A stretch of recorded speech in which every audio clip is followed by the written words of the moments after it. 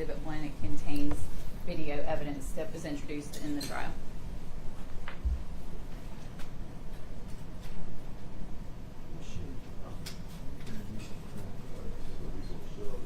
It's Flash drive containing the videos marked as Exhibit 42.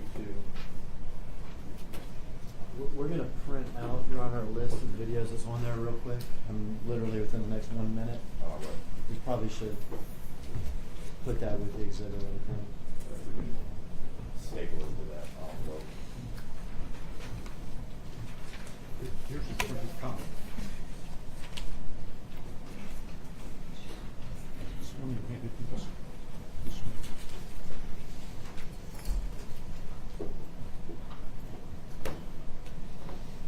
There you go.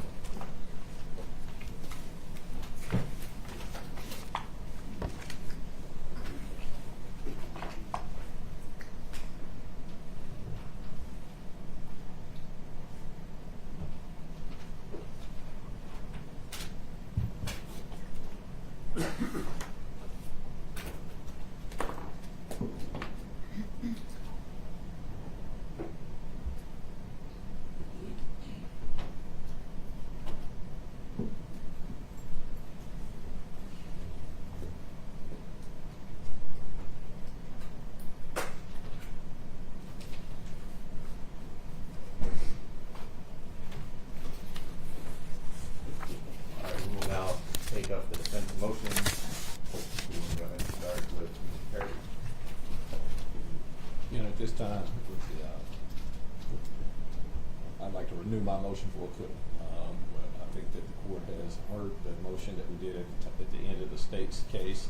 That motion for acquittal is only strengthened by the fact that we've had a presentation that shows that by abundance of evidence, not only has the state failed to meet its burden of proof in regards to Tadarius Bean, proof is all pointed towards innocence for Tadarius Bean. Based on that, I would ask that this court would consider my motion for acquittal. All right, thank you. All right, Mr. Single.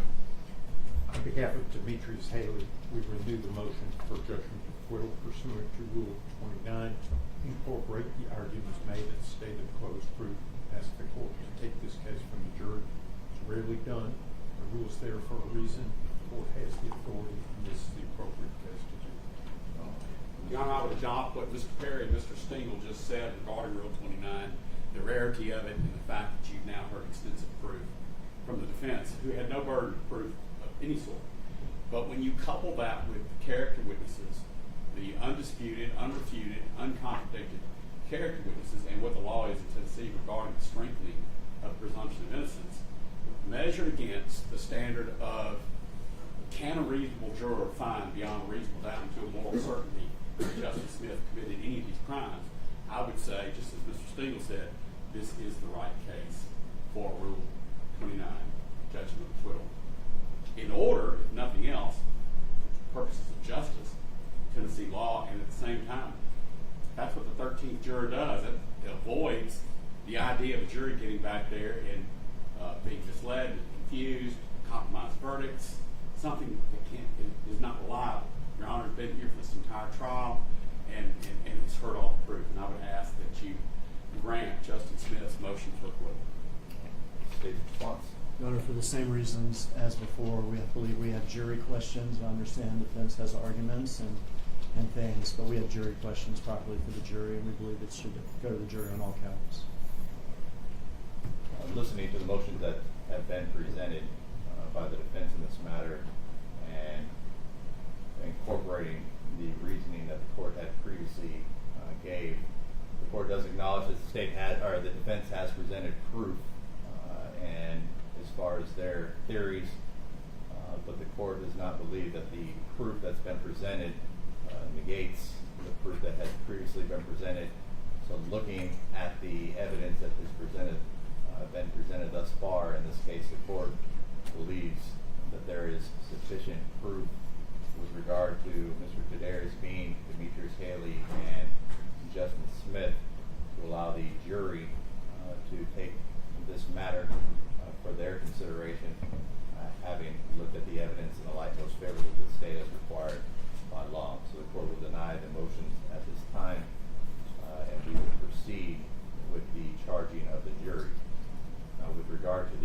instructions, defense, do you all have any proposed instructions to include and present an argument?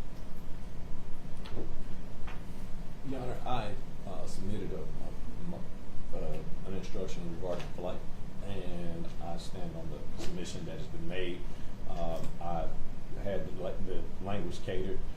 I know it's a unique motion, and I know that this is a different case. Normally, that flight instruction goes towards the guilt of a defendant. In this particular case, the flight instruction goes to the presence of mind, and the mind of the alleged victim, and the motivation to have put up the type of struggle that he did in this case. And it also goes towards the fact that, number one, those sworn officers had a duty to try to apprehend this fleeing suspect. Number two, that they had a duty that did not cease until the alleged victim put his hands in handcuffs and submitted to the handcuffing, and allowed the officers to pat him down for safety reasons. Based on that, I believe that the instruction regarding flight in a case where we are asserting, and I think that the proof bears out, that he fled on 3 different occasions. Number one, from the blue lights at 385 in Riverdale. Number 2, from the first scene, Ross and Rains. Number 3, from the eye contact that was made between, in the attempt to have a conversation with Tadarius Bean, who was making said communication based off of the description issued in the BOLO. And based on those things, we think that we're entitled to that flight instruction. All right. Okay. Judge, Mr. Haley joins in the request for that instruction, adopts everything Mr. Perry said on behalf of Mr. Bean, and I would just add briefly that it's very important that the officers are responding to resistance as trained, and the presence of the psilocybin mushroom, presence of the stolen ID, the presence of the stolen credit cards or debit cards can be in the mind of Tyre Nichols when he flees on those 3 occasions. That is something that is appropriate to consider, and it is a factor that the jury can and should be able to consider in determining Mr. Nichols' state of mind, his actions, and the propriety of these defendants, Mr. Haley specifically, the propriety of the force that he used on the use of force continuum. I would join in what Mr. Perry and Mr. Stingle said, and I would add that we have video evidence that's been presented to the jury of what Mr. Nichols was doing at 6705 Ridgecrest, which is part of the flight.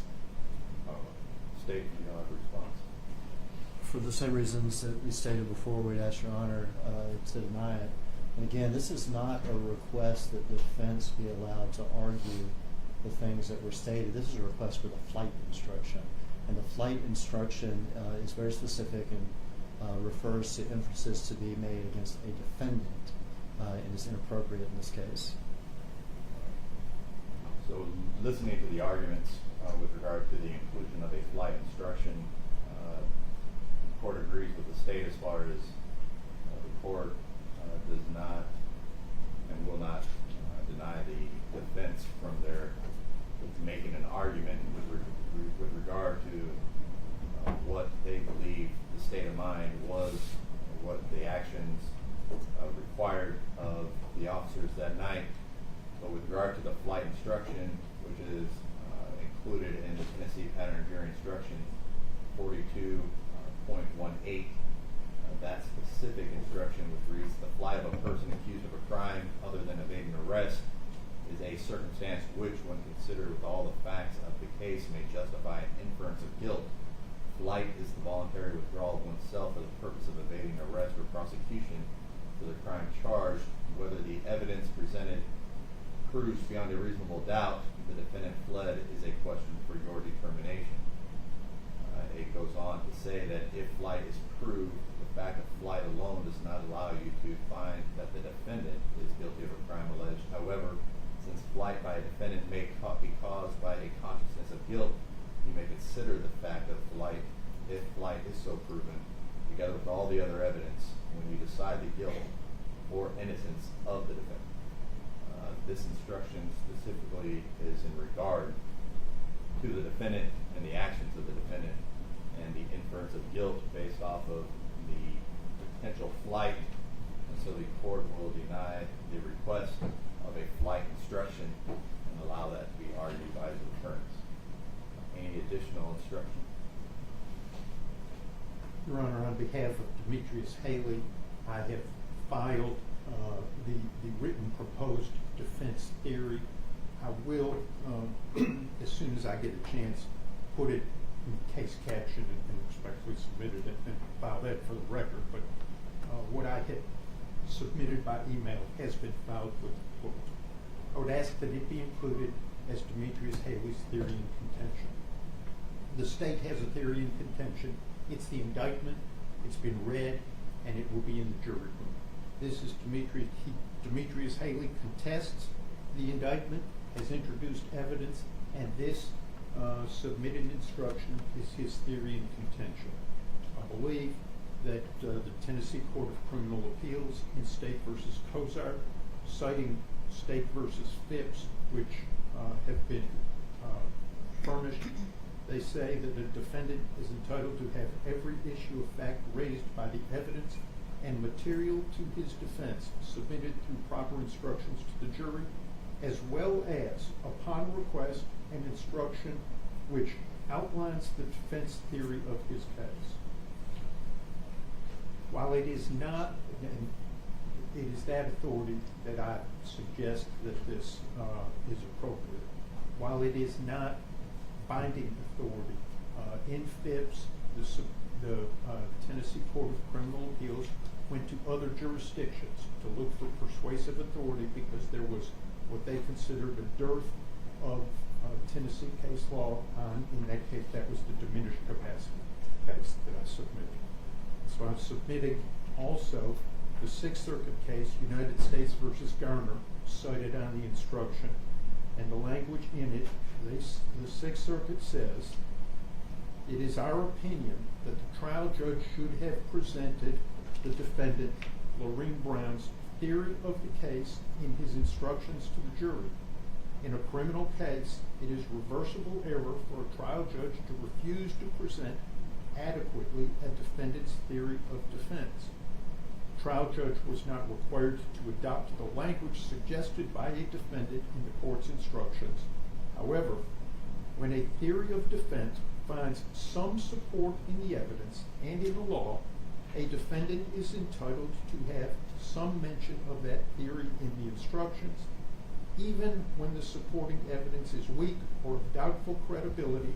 Its presence requires an instruction on the theory of defense. I skipped the internal case sites there. Your Honor, there's evidence to support the theory that Mr. Haley has submitted.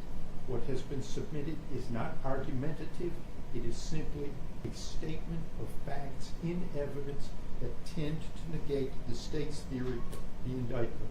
And I would request that the instruction proposed and emailed and filed be given.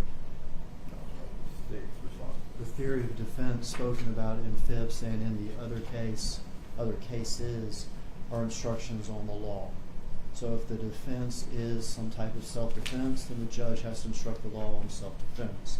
If the defense is diminished capacity, then the judge has to instruct the law on diminished capacity. It wouldn't be fair not to, and that's what those cases stand for. Not for the submission of a factual statement by defendants purporting factually, this is my theory of defense. Rule 30 doesn't contemplate that, and no Tennessee case has proved that. With regard to the defense theory, looking over the Rule 30 as far as and the case law that's been presented, all of the case law that the court has looked at references the inclusion of law with regard to theories that's been presented. The court understands that the defendant is at least stating on the purpose of the record that it's not argumentative this is the defendant's version of the facts that have been presented, which in essence are argument. And so the court, looking at the proposed defense theory, does find it to be argument that should not be included in the jury instructions. Also, that the jury instructions and the law that has been cited was not intended to incorporate such arguments, but that those things to be included in the jury instructions were reference to law that may be in support of the defense theory, and not the defense theory in and of itself. So the court will deny the request to include this proposed instruction. Are there any other proposed instructions? Nothing to say. No. All right. Are there any other matters that we need to address before printing the jury instructions and getting ready to charge the jury? No, Your Honor. All right. Well, we will go ahead and prepare the jury instructions. We will prepare to the charge the jury. We'll stand in recess while we prepare those instructions. Those instructions are a little bit lengthy, and so it may take us a few minutes to get those ready, but we'll stand in recess until the instructions are prepared. Cross the recess.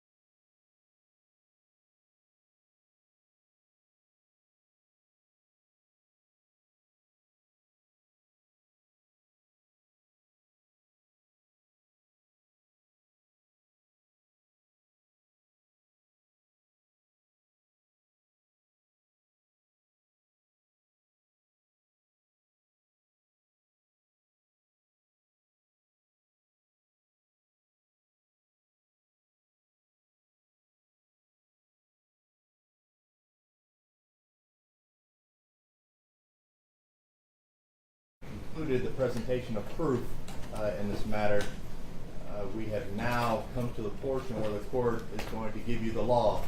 In each of your chairs, you have a notebook that has the jury instructions. You are free to mark and make notes as we go along. Unfortunately, the law requires that I read this into the record. It's not to insult your intelligence. I'm sure you all can read it, but the court needs to make a record of the instructions that are being presented to the jury. So we are going to read through these instructions. You are welcome to follow along as you choose. State of Tennessee versus Tadarius Bean, Demetrius Haley, Justin Smith, indictment number 2300241. These three defendants, Tadarius Bean, Demetrius Haley, and Justin Smith, are being tried at one time. But it must be remembered by you, the jury, at all times, that even though the defendants are being tried together, they are separate and distinct and must be treated as such by the jury.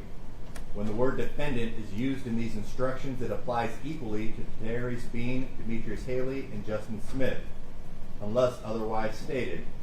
Likewise, whenever the singular of a word is used in these instructions, it may be taken equally to mean the plural. The first count of indictment 2300241 charges the defendants Tadarius Bean, Demetrius Haley, and Justin Smith with the offense of second-degree murder. Embraced and included are the lesser included offenses of facilitation, second-degree murder, voluntary manslaughter, facilitation, voluntary manslaughter, aggravated assault resulting in death, facilitation, aggravated assault resulting in death, reckless homicide, facilitation of reckless homicide, criminally negligent homicide, and facilitation, criminally negligent homicide. The second count charges the defendants Tadarius Bean, Demetrius Haley, and Justin Smith with the offense of aggravated assault, acting in concert. Embraced and included are the lesser included offenses of attempted aggravated assault, facilitation of aggravated assault, reckless aggravated assault, facilitation, reckless aggravated assault, reckless endangerment, assault, and attempted assault. The third count charges the defendants Tadarius Bean, Demetrius Haley, and Justin Smith with the offense of aggravated kidnapping with bodily injury. Embraced and included are the lesser included offenses of attempted aggravated kidnapping, facilitation of aggravated kidnapping, kidnapping, attempted kidnapping, facilitation of kidnapping, false imprisonment, and attempted false imprisonment. The fourth count charges the defendants Tadarius Bean, Demetrius Haley, and Justin Smith with the offense of aggravated kidnapping with deadly weapon. Embraced and included are the lesser included offenses of attempted aggravated kidnapping, facilitation aggravated kidnapping, false imprisonment, and attempted false imprisonment. The fifth count charges the defendants Tadarius Bean, Demetrius Haley, and Justin Smith with the offense of official misconduct, unauthorized exercise of official authority. Embraced and included are the lesser included offenses of attempted official misconduct and facilitation of official misconduct. The sixth count charges the defendant Tadarius Bean, Demetrius Haley, and Justin Smith with the offense of official misconduct, refraining from performing a duty. Embraced and included are the lesser included offenses of attempted official misconduct and facilitation of official misconduct. The seventh count charges the defendants Tadarius Bean, Demetrius Haley, and Justin Smith with the offense of official oppression. Embraced and included are the lesser included offenses of attempted official oppression and facilitation of official oppression.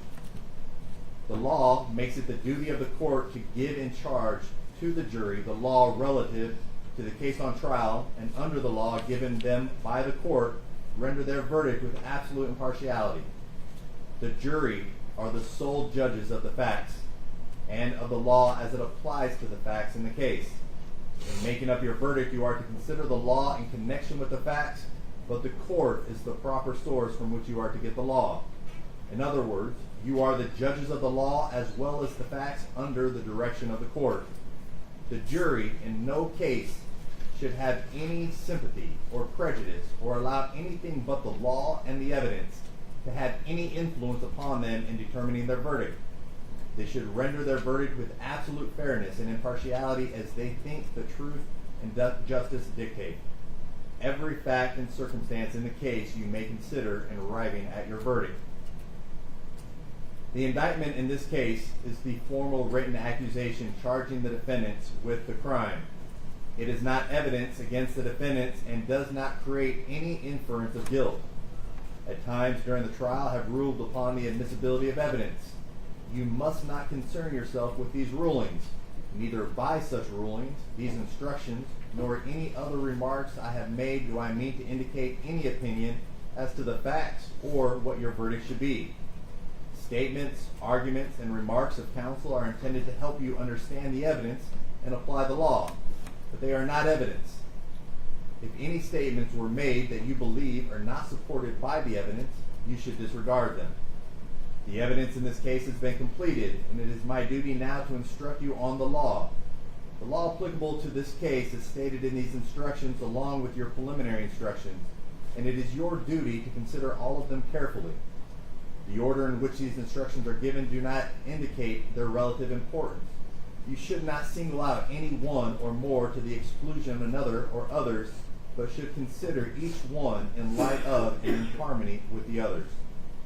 As previously stated, the defendants have been charged by the state of Tennessee in the indictment with second-degree murder, aggravated assault, acting in concert, aggravated kidnapping, 2 counts, official misconduct, 2 counts, and official oppression.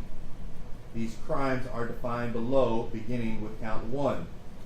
The charges, also called counts, are designated by numbers, and you are not to assign any meaning to their numbering. The court will now explain the law applicable in count 1 in the indictment. Second-degree murder of Tyre Nichols. Any person who commits second-degree murder is guilty of a crime. For you to find a defendant guilty of this offense, the state must have proven beyond a reasonable doubt the existence of the following essential elements. 1. That the defendant unlawfully killed the alleged victim, Tyre Nichols. And 2. That the defendant acted knowingly. Here, knowingly means that a person acts with an awareness that his conduct is reasonably certain to cause the death of the alleged victim. The requirement of knowingly is also established if it is shown that the defendant acted intentionally. Here, intentionally means that a person acts intentionally when it is the person's conscious objective or desire to cause the death of the alleged victim. The distinction between second-degree murder and voluntary manslaughter is that voluntary manslaughter requires that the killing result from a state of passion produced by adequate provocation from the alleged victim sufficient to lead a reasonable person to act in an irrational manner. Facilitation of second-degree murder. Any person who facilitates the offense of second-degree murder is guilty of a crime. For you to find a defendant guilty of this offense, the state must have proven beyond a reasonable doubt the existence of the following essential elements. 1. That the defendant knew that another person intended to commit second-degree murder, but did not have the intent to promote or assist the commission of the offense or to benefit in the proceeds or result of the offense. And 2. That the defendant furnished substantial assistance to that person in the commission of second-degree murder. And 3. That the defendant furnished such assistance knowingly. Knowingly means that a person acts knowingly with respect to the conduct or to the circumstances surrounding the conduct when the person is aware of the nature of the conduct or the circumstances exist. A person acts knowingly with respect to a result of the person's conduct when the person is aware that the conduct is reasonably certain to cause the result. The requirement of knowingly is also established if it is shown that the defendant acted intentionally. Intended and intending mean that a person acts intentionally with respect to the nature of the conduct or to a result of the conduct when it is a person's conscious objective or desire to engage in the conduct or cause the result. The essential elements necessary to constitute second-degree murder and definitions have been set out on page 4. Voluntary manslaughter. Any person who commits voluntary manslaughter is guilty of a crime. For you to find the defendant guilty of this offense, the state must have proven beyond a reasonable doubt the existence of the following essential elements. 1. That the defendant unlawfully killed the alleged victim, Tyre Nichols. And 2. That the defendant acted intentionally or knowingly. And 3. That the killing resulted from a state of passion produced by adequate provocation from the alleged victim sufficient to lead a reasonable person to act in an irrational manner. Intentionally and knowingly have previously been set out in these instructions. Passion means any of the human emotions known as anger, rage, sudden resentment, terror, or similar emotions, which render the mind incapable of cool reflection. Facilitation of voluntary manslaughter. Any person who facilitates the offense of voluntary manslaughter is guilty of a crime. For you to find a defendant guilty of this offense, the state must have proven beyond a reasonable doubt the existence of the following essential elements. 1. That the defendant knew that another person intended to commit a voluntary manslaughter, but did not have the intent to promote or assist the commission of the offense or to benefit in the proceeds or result of the offense. And 2. That the defendant furnished substantial assistance to that person in the commission of voluntary manslaughter. And 3. That the defendant furnished such assistance knowingly. Knowingly, intended, and intending have previously been defined in these instructions. The requirement of knowingly is also established if it is shown that the defendant acted intentionally.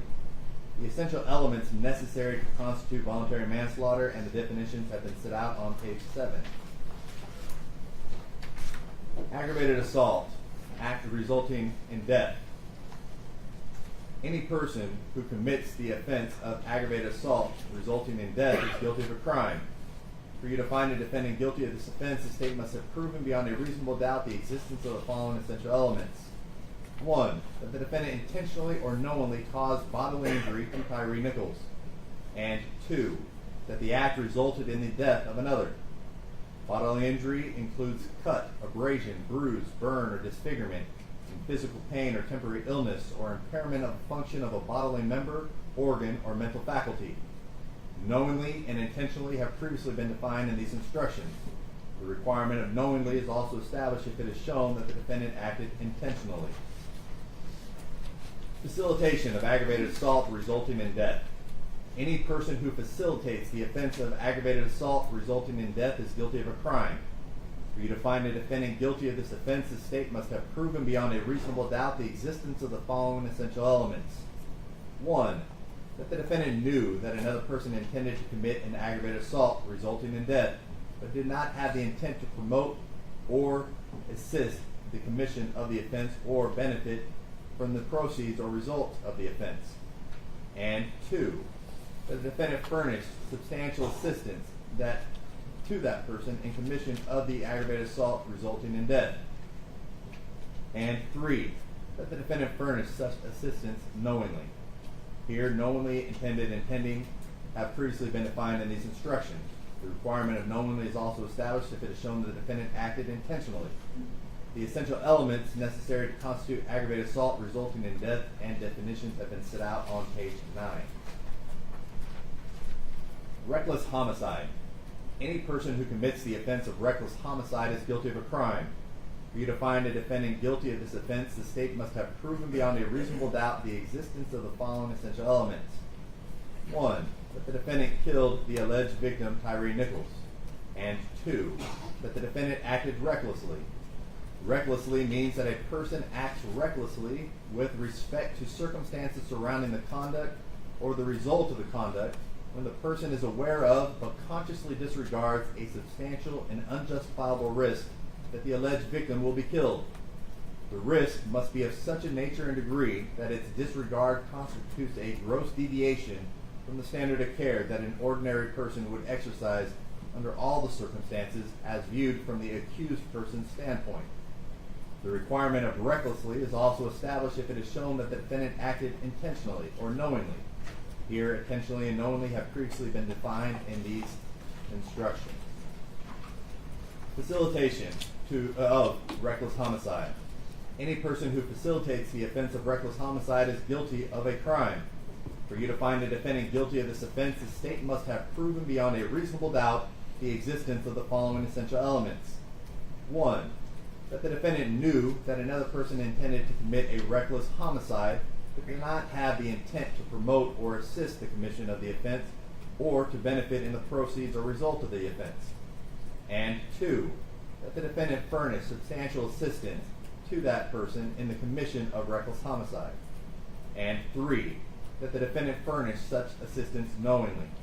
Here, knowingly, intended, and intending have previously been defined in these instructions. The requirement of knowingly is also established if it is shown that the defendant acted intentionally.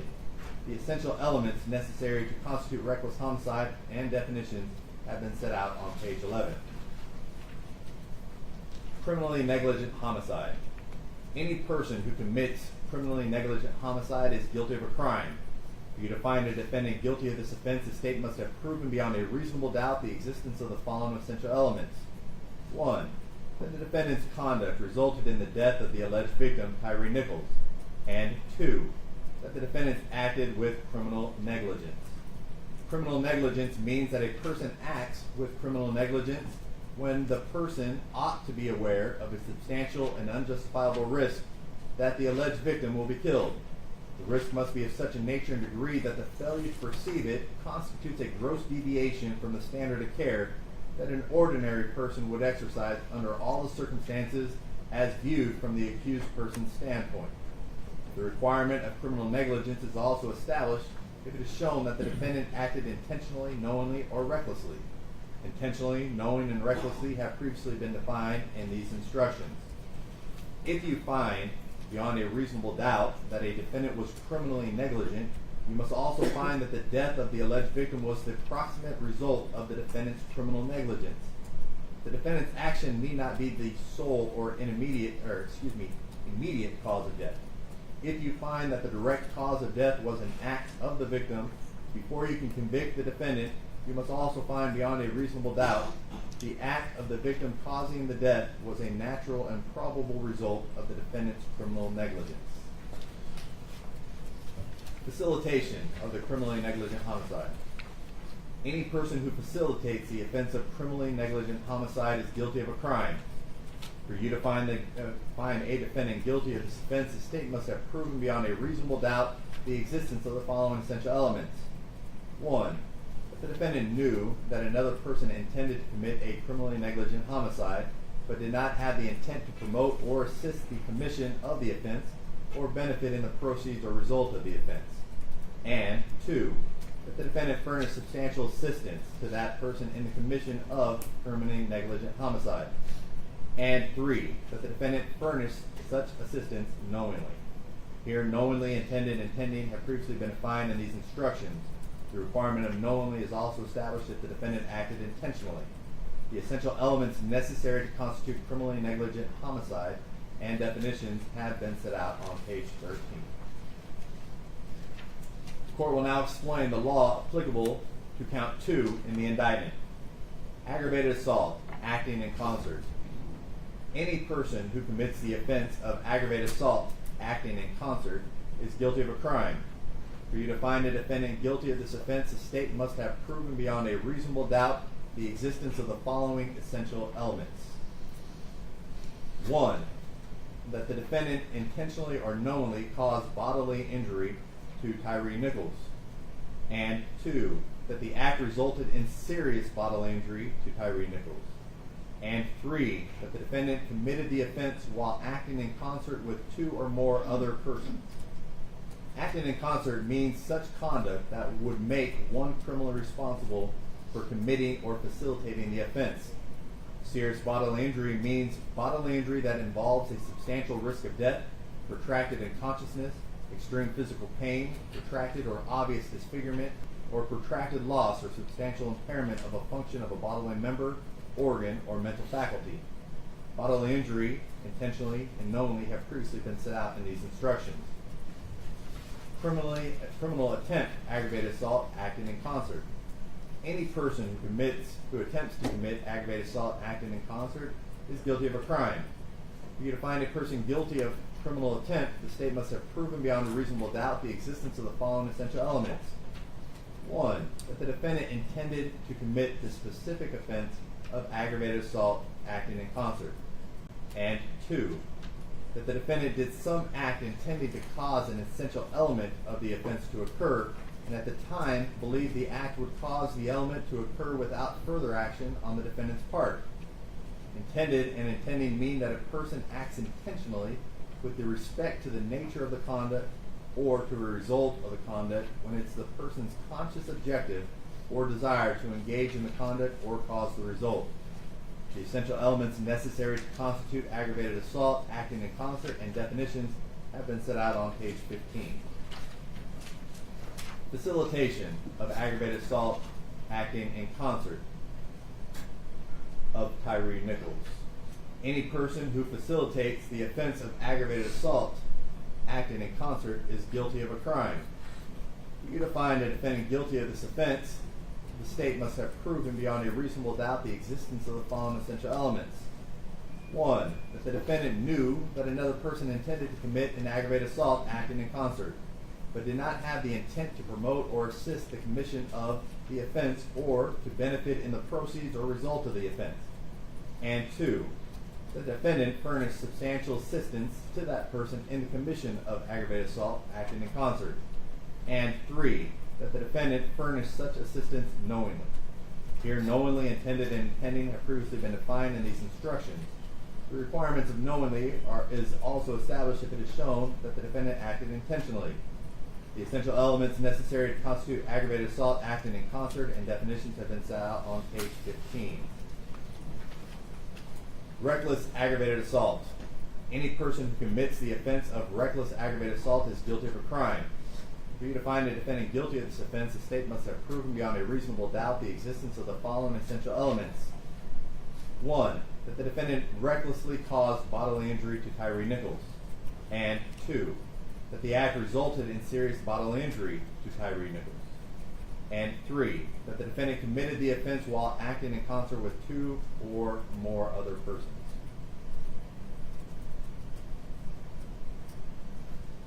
Here, recklessly means that a person acts recklessly with respect to circumstances surrounding the conduct or the result of the conduct when a person is aware of but consciously disregards a substantial and unjustifiable risk that the circumstances exist or that the result will occur.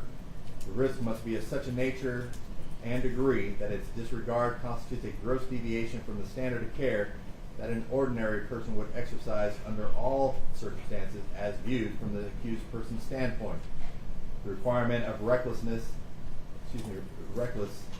is also established if it is shown that the defendant acted knowingly or intentionally. Acting in concert, bodily injury, serious bodily injury, knowing, and intentionally have previously been defined in these instructions. Facilitation of reckless aggravated assault. Any person who facilitates the offense of reckless aggravated assault is guilty of a crime. For you to find a defendant guilty of this offense, the state must have proven beyond a reasonable doubt the existence of the following essential elements. 1. That the defendant knew that another person intended to commit a reckless aggravated assault, but did not have the intent to promote or assist the commission of the offense or to benefit in the proceeds or result of the offense. And 2. That the defendant furnished substantial assistance to that person in the commission of reckless aggravated assault. And 3. That the defendant furnished such assistance knowingly. Knowingly, intended, and intending have previously been defined in these instructions. The requirement of knowingly is also established if it is shown that the defendant acted intentionally. The essential elements necessary to constitute reckless aggravated assault and definitions have been set out on page 18. Reckless endangerment. Any person who commits the offense of reckless endangerment is guilty of a crime. For you to find a defendant guilty of this offense, the state must have proven beyond a reasonable doubt the existence of the following essential elements. 1. That the defendant engaged in conduct which placed or might have placed another person in imminent danger of serious bodily injury. And 2. That the defendant acted recklessly. For the threat of serious bodily injury to be imminent, the person must be placed in a reasonable probability of danger as opposed to mere possibility of danger. Before you can convict a defendant, the state must have shown beyond a reasonable doubt that a person or class of persons was in the zone of danger. The zone of danger is that area in which a reasonable probability exists that the defendant's conduct would place others in imminent danger of serious bodily injury. Serious bodily injury and recklessly have previously been defined in these instructions. Assault. Any person who commits an assault upon another is guilty of a crime.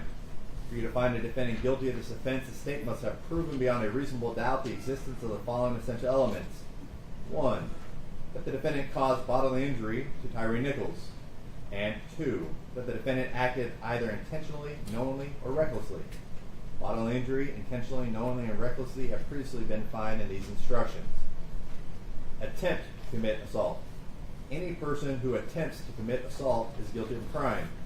For you to find a person guilty of a criminal's attempt, the state must have proven beyond a reasonable doubt the existence of the following essential elements. 1. That the defendant intended to commit the specific offense, assault. And 2. That the defendant did some act intending to cause an essential element of the offense to occur, and at the time believed that the act would cause the element to occur without further action upon the defendant's part. Intended and intending have previously been defined in these instructions. The essential elements necessary to constitute assault and definitions have been set out on page 21. The court will now explain the law applicable to count 3 in the indictment. Aggravated kidnapping with bodily injury. Any person who commits an aggravated kidnapping is guilty of a crime. For you to find a defendant guilty of this offense, the state must have proven beyond a reasonable doubt the existence of the following essential elements. 1. That the defendant knowingly removed or confined Tyre Nichols unlawfully so as to interfere substantially with his liberty. And 2. That Tyre Nichols suffered bodily injury during the removal or confinement. The following italicized instructions and definitions apply to aggravated kidnapping on page 23 and the lesser included offenses of attempt to commit aggravated kidnapping on page 25, facilitation of aggravated kidnapping on page 26, kidnapping on page 27, attempt to commit kidnapping on page 28, facilitation of kidnapping on page 29. The italicized instructions are no more or no less important than other instructions. Italics are used solely for ease of reference and understanding the elements of the offense and lesser included offenses. A removal or confinement is unlawful if it is accomplished by force, threat, or fraud. Although the law requires no specific period of time of confinement or distance of removal or confinement interferes substantially with another's liberty if the time of confinement is significant or the distance of removal is considerable. To find the defendant guilty of this offense, you must also find beyond a reasonable doubt that the removal or confinement was to a greater degree than that necessary to commit the alleged offenses of second-degree murder as charged in count 1, aggravated assault, acting in concert as charged in count 2, official misconduct as charged in counts 5 and 6, and official oppression as charged in count 7. In making this determination, you may consider all the relevant facts and circumstances of the case, including, but not limited to, the following factors. A. The nature and duration of the alleged victim's removal or confinement by the defendant. B. Whether the removal or confinement occurred during the commission of separate offense. 3. Whether the interference with the alleged victim's liberty was inherent in the nature of the separate offense. E. Whether the removal or confinement prevented the alleged victim from summoning assistance, although the defendant need not have succeeded in preventing the alleged victim from doing so. E. Whether the removal or confinement reduced the defendant's risk of detection, although the defendant need not have succeeded in this objective. And F. Whether the removal or confinement created a significant danger or increased the alleged victim's risk of harm independent of that posed by the separate offense. Unless you find beyond a reasonable doubt that the alleged victim's removal or confinement exceeded that which was necessary to accomplish the alleged offenses of second-degree murder, aggravated assault acting in concert, official misconduct, and official oppression, and was not essentially incidental to any one of these offenses, you must find the defendant not guilty of aggravated kidnapping or any of its lesser included offenses. Bodily injury and knowingly have previously been set out and defined in these instructions. Attempt to commit aggravated kidnapping. Any person who attempts to commit aggravated kidnapping is guilty of a crime. For you to find a person guilty of criminal attempt, the state must have proven beyond a reasonable doubt the existence of the following essential elements. 1. That the defendant intended to commit the specific offense of aggravated kidnapping. And 2. That the defendant did some act intending to cause an essential element of the offense to occur, and at the time believed the act would cause the element to occur without further action on the defendant's part. Intended and intending have previously been defined in these instructions. The essential elements necessary to constitute aggravated kidnapping and definitions have been set out on page 23. Facilitation of aggravated kidnapping. Any person who facilitates the offense of aggravated kidnapping is guilty of a crime. For you to find a defendant guilty of this offense, the state must have proven beyond a reasonable doubt the existence of the following essential elements. 1. That the defendant knew that another person intended to commit an aggravated kidnapping, but did not have the intent to promote or assist the commission of the offense, or to benefit in the proceeds or result of the offense. And 2. That the defendant furnished substantial assistance to that person in the commission of aggravated kidnapping. And 3. That the defendant furnished such assistance knowingly. Knowingly, intended, and intending have previously been defined in these instructions. The requirement of knowingly is also established if it is shown that the defendant acted intentionally. The essential elements necessary to constitute aggravated kidnapping and definitions have been set out on page 23. Kidnapping. Any person who commits the offense of kidnapping is guilty of a crime. For you to find a defendant guilty of this offense, the state must have proven beyond a reasonable doubt the existence of the following essential elements. 1. That the defendant knowingly removed or confined Tyre Nichols unlawfully so as to interfere substantially with his liberty. And 2. That the removal or confinement was under circumstances that exposed Tyre Nichols to substantial risk of bodily injury. The instructions regarding removal or confinement, as explained above in the italicized instructions for aggravated kidnapping under this count 3, applied to the lesser included offense. Refer to those italicized instructions there. Bodily injury and knowingly have previously been defined in these instructions. Attempt to commit kidnapping. Any person who attempts to commit kidnapping is guilty of a crime. For you to find a person guilty of criminal attempt, the state must have proven beyond a reasonable doubt the existence of the following essential elements. 1. That the defendant intended to commit the specific offense, kidnapping. And 2. That the defendant did some act intended to cause an essential element of the offense to occur, and at the time believed the act would cause the element to occur without further action on the defendant's part. Intended and intending have previously been defined in these instructions.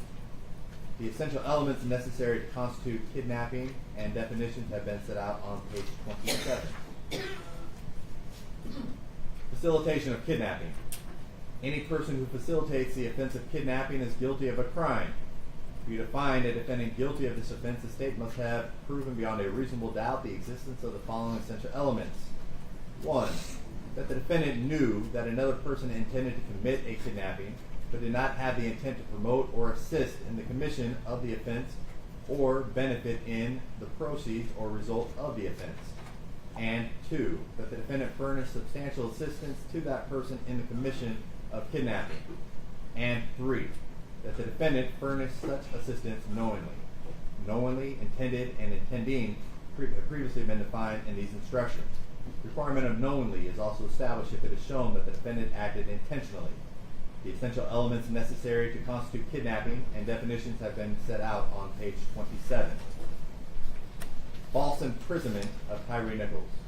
Any person who commits the offense of false imprisonment is guilty of a crime. For you to find the defendant guilty of this offense, the state must have proven beyond a reasonable doubt the existence of the following essential elements. 1. That the defendant removed or confined Tyre Nichols unlawfully so as to interfere substantially with his liberty. And 2. That the defendant acted knowingly. The instructions regarding a removal or confinement, as explained above in the italicized instructions for especially aggravated kidnapping under this count 3, apply to this lesser included offense. refer to those instructions there. Knowingly have previously been defined in these instructions. Attempt to commit false imprisonment. Any person who attempts to commit false imprisonment is guilty of a crime. For you to find a person guilty of criminal attempt, the state must have proven beyond a reasonable doubt the existence of the following essential elements. 1. That the defendant intended to commit the specific offense of false imprisonment. And 2. That the defendant did some act intending to cause an essential element of the offense to occur, and at the time believed the act would cause the element to occur without further action on the defendant's part. Intended and intending have previously been defined in these instructions. The essential elements necessary to constitute false imprisonment and definitions have been set out on page 30. The court will now explain the law applicable to count 4 in the indictment. Aggravated kidnapping of Tyre Nichols with a deadly weapon. Any person who commits an aggravated kidnapping is guilty of a crime. For you to find a defendant guilty of this offense, the state must have proven beyond a reasonable doubt the existence of the following essential elements. 1. That the defendant knowingly removed or confined Tyre Nichols unlawfully so as to interfere substantially with his liberty. And 2. That the defendant possessed or threatened the use of a deadly weapon. The italicized instructions for aggravated kidnapping under count 3 apply to aggravated kidnapping in this count 4, on page 23. Please refer to that page for the definitions and instructions as needed. Deadly weapon means a firearm or anything manifestly designed, made, or adapted for the purpose of inflicting death or serious bodily injury, or or anything that in the manner of its use or intended use is capable of causing death or serious bodily injury. Firearm means any weapon that will or is designed to or may readily be converted to expel a projectile by the action of an explosive. Knowingly has been previously defined for you in these instructions for aggravated assault resulting in death under count 1. Refer to the definition there. Attempt to commit aggravated kidnapping. Any person who attempts to commit aggravated kidnapping is guilty of a crime.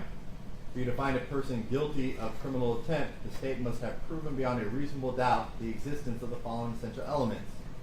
1. That the defendant intended to commit the specific offense, aggravated kidnapping. And 2. That the defendant did some act intending to cause an essential element of the offense to occur, and at the time believed the act would cause the element to occur without further action on the defendant's part. Intended and intending have previously been defined in these instructions. The italicized instructions for aggravated kidnapping under count 3 apply to aggravated kidnapping in this count 4, on page 23. Please refer to that page for the definitions and instructions as needed. The essential elements necessary to constitute aggravated kidnapping and definitions have been set out on page 32. Facilitation of aggravated kidnapping. Any person who facilitates the offense of aggravated kidnapping is guilty of a crime. For you to find a defendant guilty of this offense, the state must have proven beyond a reasonable doubt the existence of the following essential elements. 1. The defendant knew that another person intended to commit an aggravated kidnapping, but did not have the intent to promote or assist the commission of the offense or to benefit in the proceeds or result of the offense. And 2. That the defendant furnished substantial assistance to that person in the commission of aggravated kidnapping. And 3. That the defendant furnished such assistance knowingly. Knowingly, intended, and intending have previously been set out and defined in these instructions. The requirement of knowingly is also established if it is shown that the defendant acted intentionally. The italicized instructions for aggravated kidnapping under count 3 apply to aggravated kidnapping in this count 4, on page 23. Please refer to that page for definitions and instructions as needed. The essential elements necessary to constitute aggravated kidnapping and definitions have been set out on page 32. False imprisonment of Tyre Nichols. Any person who commits the offense of false imprisonment is guilty of a crime. For you to find the defendant guilty of this offense, the state must have proven beyond a reasonable doubt the existence of the following essential elements.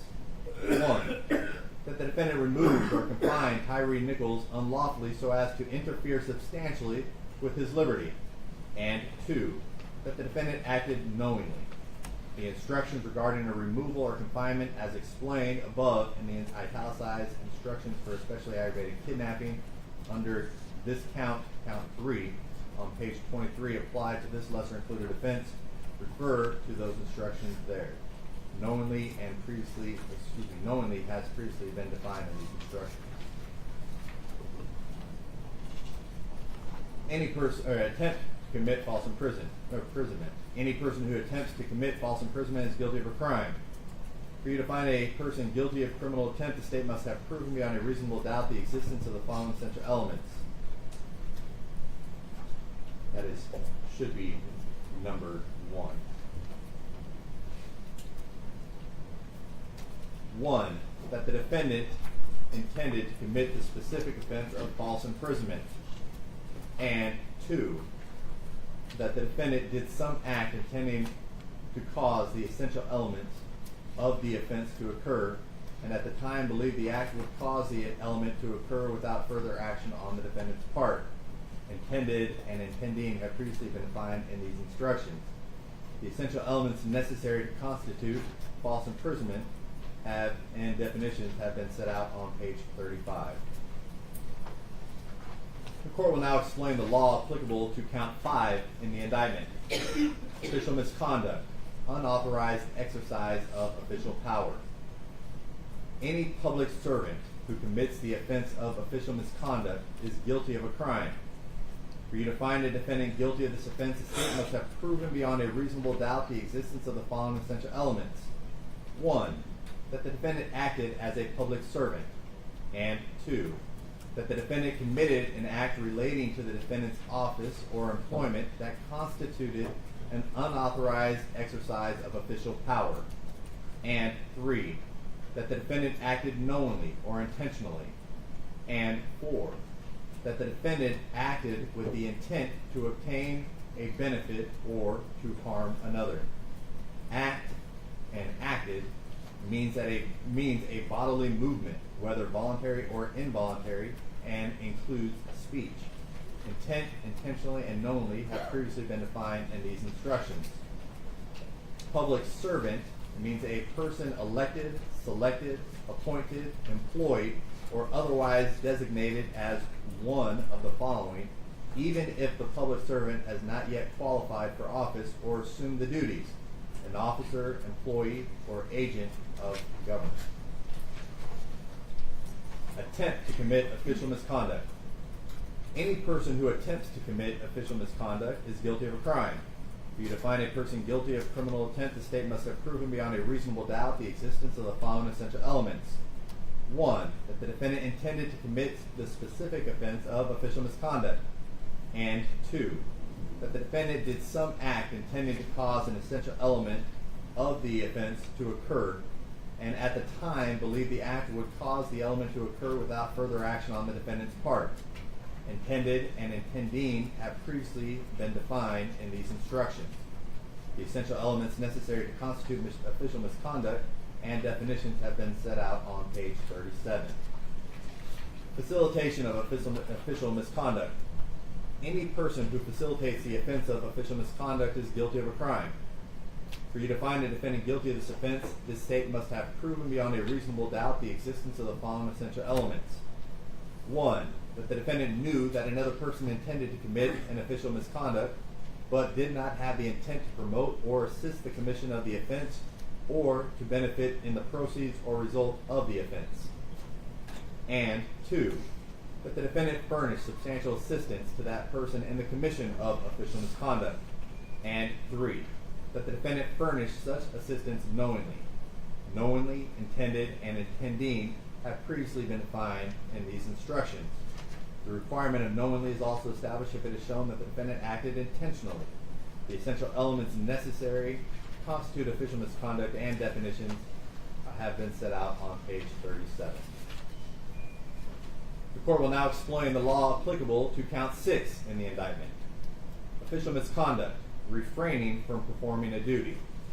Any public servant who commits the offense of official misconduct is guilty of a crime.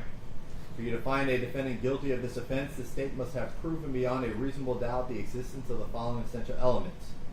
1, that the defendant acted as a public servant, and 2, that the defendant refrained from performing a duty that was imposed by law or that was clearly inherent in the nature of the office or employment, and 3, that the defendant acted knowingly or intentionally, and 4, that the defendant acted with the intent to obtain a benefit or to harm another.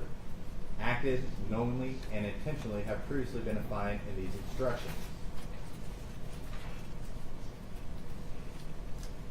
Attempt to commit official misconduct. Any person who attempts to commit official misconduct is guilty of a crime. For you to find a person guilty of criminal attempt, the state must have proven beyond a reasonable doubt the existence of the following essential elements.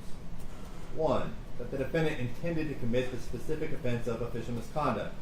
And 2, that the defendant did some act intending to cause an essential element of the offense to occur, and at the time believed that the act would cause the element to occur without further action on the defendant's part. Intended and intending have previously been defined in these instructions. The essential elements necessary to constitute official misconduct and definitions have been set out on page 41. Facilitation of official misconduct. Any person who facilitates the offense of official misconduct is guilty of a crime.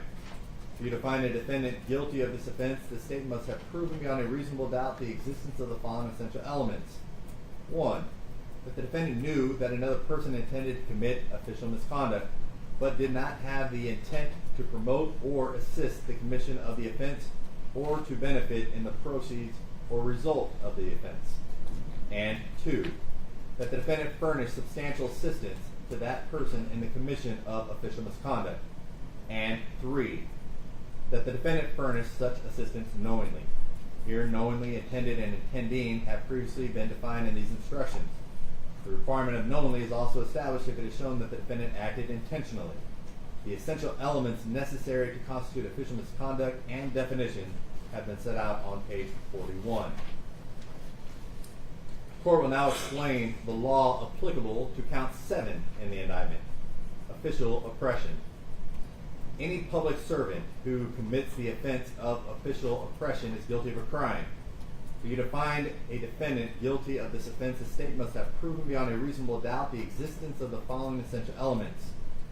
1, that the defendant was a public servant acting under color of office or employment.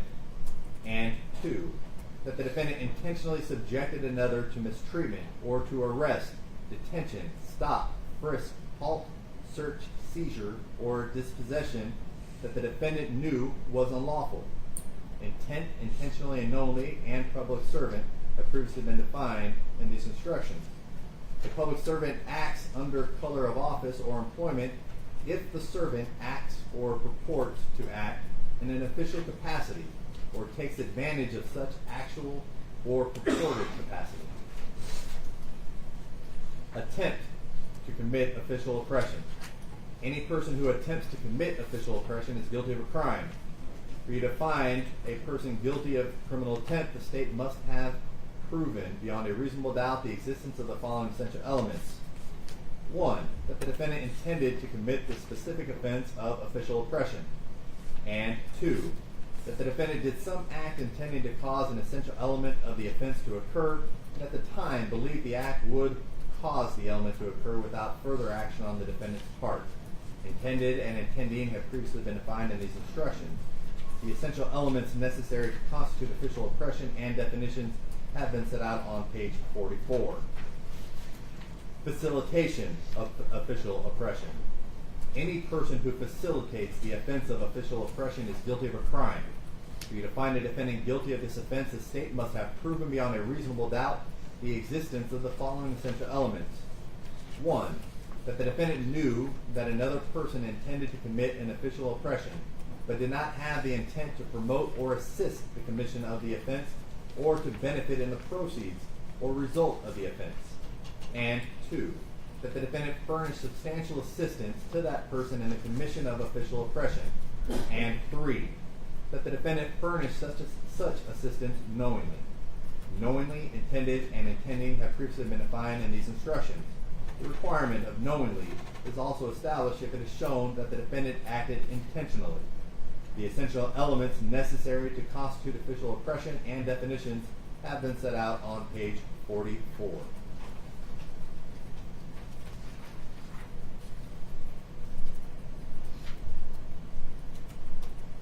Considering multiple defendants. You should give separate consideration to each defendant. Each defendant is entitled to have his case decided on the evidence and the law applicable to that particular defendant. Any evidence which was limited to a specific defendant should not be considered by you as to any other defendant. You can acquit all defendants or convict all, or you can acquit one or more and convict one or more. If you cannot agree upon a guilt as to all defendants, but you do agree upon the verdict as to one defendant, you must render a verdict as to the one or the ones upon which you agree. You will receive separate verdict forms on the charged counts and lesser offenses for each defendant.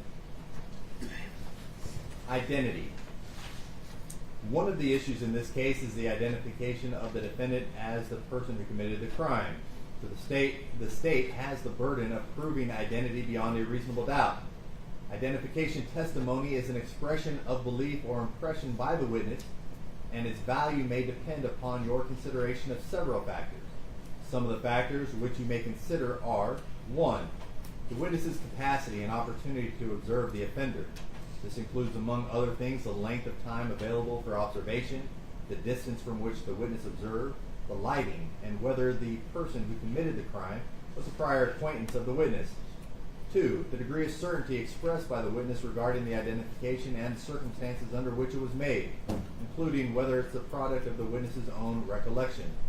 3, the occasions, if any, on which the witness failed to make an identification of the defendant or made an identification that was inconsistent with the identification at trial. And 4, the occasions, if any, on which the witness made an identification that was consistent with the identification at trial and circumstances surrounding such identification. 5, any other factors fairly raised by the evidence. Again, the state has the burden of proving every element of the crime charged, and this burden specifically includes the identity of the defendant as the person who committed the crime for which he is on trial. If, after considering the identification testimony in light of all the proof, you have a reasonable doubt that the defendant is the person who committed the crime, you must find the defendant not guilty. Evidence, direct and circumstantial. The guilt of any defendant, as well as any fact required to be proved, may be established by direct evidence, by circumstantial evidence, or by both combined. Direct evidence is defined as evidence which proves the existence of the fact in issue without inference or presumption. Direct evidence is those parts of testimony admitted in court which refer to what happened and was testified to by witnesses who saw or heard what happened firsthand. If witnesses testified about what they themselves saw or heard, they presented direct evidence. Circumstantial evidence consists of proof of collateral facts and circumstances which do not directly prove the fact in issue, but from which that fact may be logically inferred. Circumstantial evidence is all the testimony and exhibits which give you clues about what happened in an indirect way. It consists of all evidence which is not direct evidence. When the evidence is made up entirely of circumstantial evidence, then before you would be justified in finding any defendant guilty, you must find that all the essential facts are consistent with the hypothesis of guilt, as that is to be compared with all the facts proved. The facts must exclude every other reasonable theory or hypothesis except that of guilt, and the facts must establish such a certainty of guilt of a defendant as to convince the mind beyond a reasonable doubt that the defendant is the one who committed the offense. Do not assume that direct evidence is always better than circumstantial evidence. According to our laws, direct evidence is not necessarily better than circumstantial evidence. It is not necessary that each particular fact should be proved beyond a reasonable doubt if enough facts are proved to satisfy the jury beyond a reasonable doubt of all the facts necessary to constitute the crime charged. Before a verdict of guilty is justified, the circumstances taken together must be of conclusive nature and tendency, leading on the whole to a satisfactory conclusion and producing in effect a moral certainty that the defendant and no one else committed the offense. Presumption of innocence.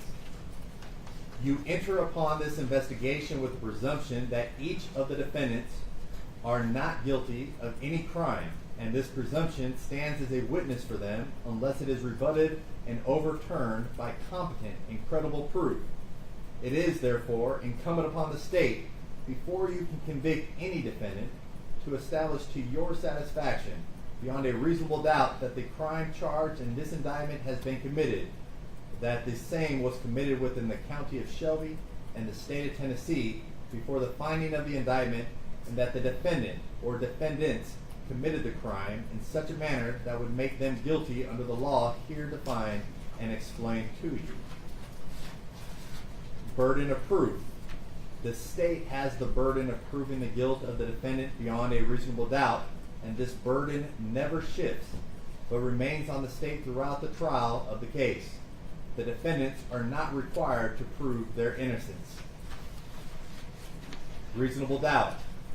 Reasonable doubt is that doubt created by an investigation of all the proof in the case, and an inability, after such investigation, to let the mind rest easily upon the certainty of guilt. Absolute certainty of guilt is not demanded by the law to convict of any criminal charge, but moral certainty is required, and that certainty is required as to every element of proof needed to constitute the offense. Credibility of witnesses. You are the exclusive judges of the credibility of witnesses and the weight to be given to their testimony. If there are any conflicts in the testimony of different witnesses, you must reconcile those conflicts, if you can, without hastily or rashly concluding that any witness has sworn falsely. For the law presumes that every witness has told the truth. It is your job to decide what the facts of this case are. When you cannot reconcile the statements of different witnesses, then you must decide which witness or witnesses you believe, and how important you think the witness's testimony was. You do not have to accept or reject everything a witness said. You are free to believe all, none, or part of any person's testimony. In deciding which testimony you believe, you should rely on your own common sense and everyday experience. There is no fixed set of rules or judging whether you believe a witness, but it may help you to think about these questions. 1. Was the witness able to see and hear clearly? How long was the witness watching or listening? Was anything else going on that might have distracted the witness? 2. Did the witness seem to have a good memory? 3. How did the witness look and act while testifying? Did the witness seem to be making an honest effort to tell the truth, or did the witness seem to evade the questions? 4. Has there been any evidence presented regarding the witness's intelligence, respectability, or reputation for truthfulness? 5. Does the witness have any bias, prejudice, or personal interest in how the case is decided? 6. Did the witness have a motive to testify truthfully or to testify untruthfully? 7. Have there been any promises, threats, suggestions, or other influences that affected how the witness testified? 8. In general, does the witness have any special reason to tell the truth or any special reason to lie? 9. All in all, how reasonable does the witness testimony seem when you think about all the other evidence in the case? Sometimes the testimony of different witnesses will not agree, and you must decide which testimony you accept. You must think about whether the disagreement involves something important or not, and whether you think someone is lying or is simply mistaken. People see and hear things differently. Witnesses may testify honestly but simply be wrong about what they thought they saw or remembered. It is also a good idea to think about which testimony agrees best with the other evidence in the case.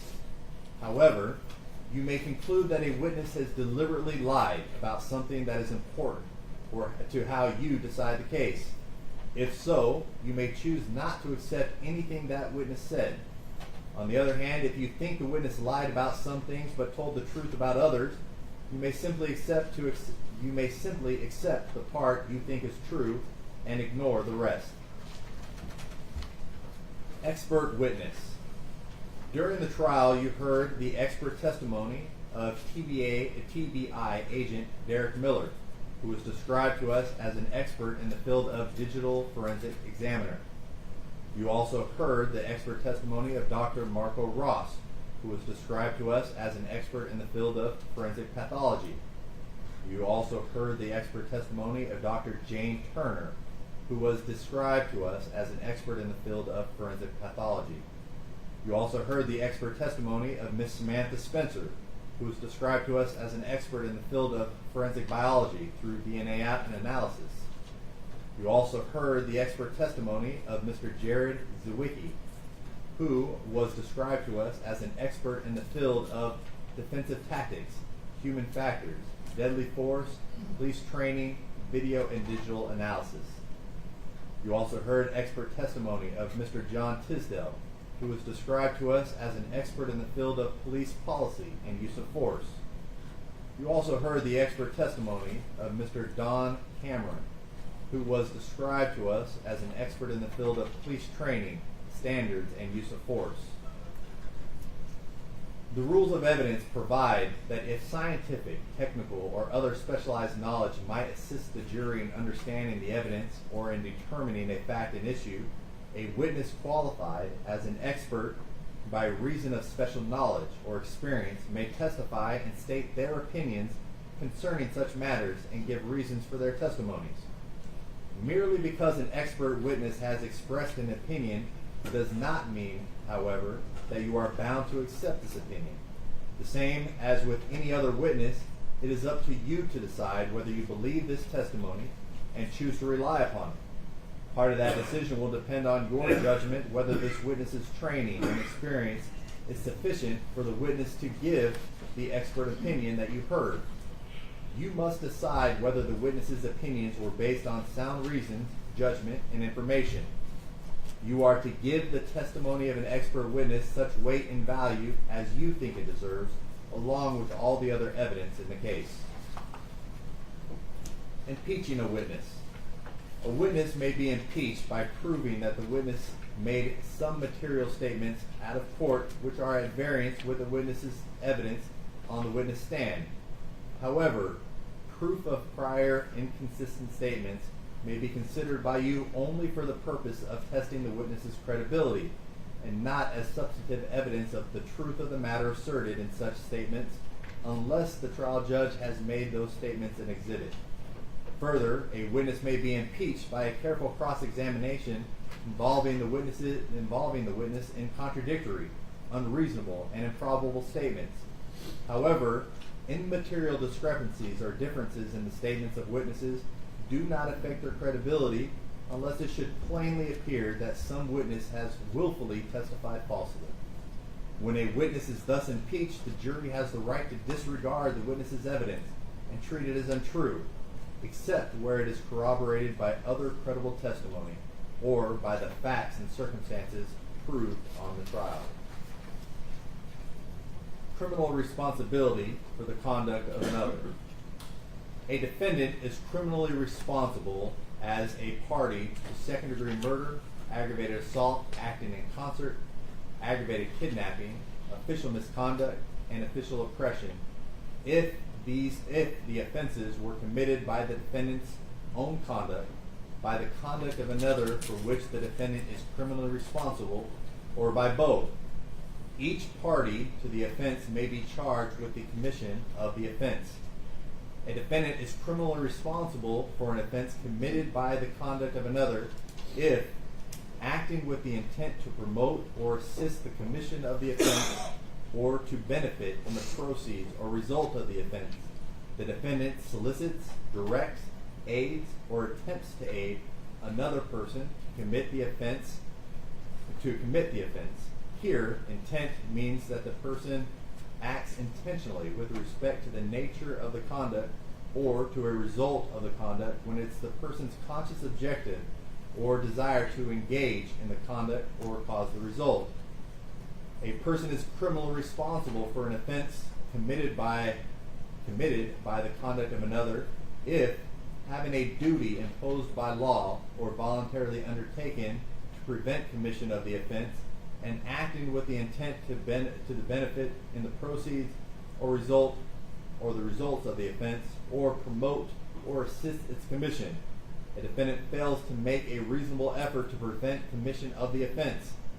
Intent means that a person acts intentionally with respect to the nature of conduct or to a result of the conduct when it's the person's conscious objective or desire to engage in the conduct or cause the result. A defendant who is criminally responsible for an offense may be found guilty not only of the offense, but also for any other offense or offenses committed by another if you find beyond a reasonable doubt that the other offense or offenses committed were natural and probable consequences of the original offense for which the defendant is found criminally responsible, and that the elements of the other offenses or offenses that accompanied the original offense have been proven beyond a reasonable doubt.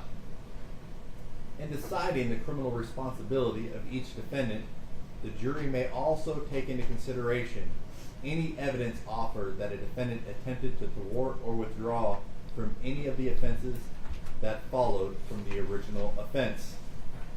To find a defendant criminally responsible for the acts of another, it is not necessary that you find the defendant was present or that the defendant took a physical part in the crime. Encouragement of the principal offender is sufficient. However, mere presence during the commission of an offense is not sufficient to support a conviction. Before you can find a defendant guilty of being criminally responsible for said offense or offenses committed by the conduct of another, you must find that all the essential elements of said offenses have been proven by the state beyond a reasonable doubt. Criminal responsibility is not a separate criminal charge of the indicted charge or lesser included offenses. It is an alternate theory of criminal liability by which the state may prove a defendant's guilt based on the conduct of another person. Consequently, there is no separate verdict form for criminal responsibility. You will use the verdict forms for the offenses for which you find a defendant criminally responsible should a defendant be found guilty of any offense under this theory. It is not a defense that a person for whom's conduct the defendant is criminally responsible has not been convicted or was convicted of a different offense or different type or class of offense. Witness claiming to be a participant. The prosecution has presented a witness who claims to have been a participant with the defendants in the crime charged. While you may convict upon this testimony alone, you should act upon it with great caution. Give it careful examination in the light of other evidence in the case. You are not to convict upon this testimony alone unless you are convinced beyond a reasonable doubt that it is true. Limiting instruction. Members of the jury, you have received as evidence a memorandum of understanding, which has been marked Exhibit 4, and a guilty plea marked as Exhibit 16 of a charged co-defendant, Desmond Mills. You are instructed that this evidence may be only considered with respect to the guilt or innocence of the co-defendant for whom they belong. In other words, the evidence can only be used to assess whether the co-defendant is guilty or not guilty of the charges against them and cannot make any assumptions or inferences about another defendant in this case. Each defendant must be evaluated on the evidence presented specifically against them. The guilt or innocence of one defendant should not influence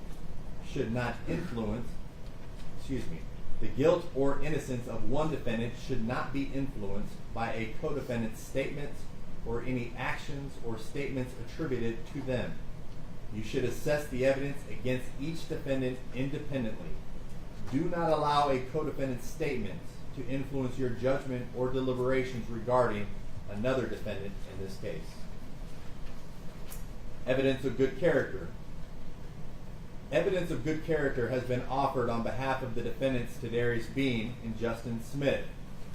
This is to be considered by the jury along with all the other evidence in the case to determine if there is a reasonable doubt about the defendant's guilt. A person of good character may violate the law, but a person of good character is less likely to violate the law than one of bad character.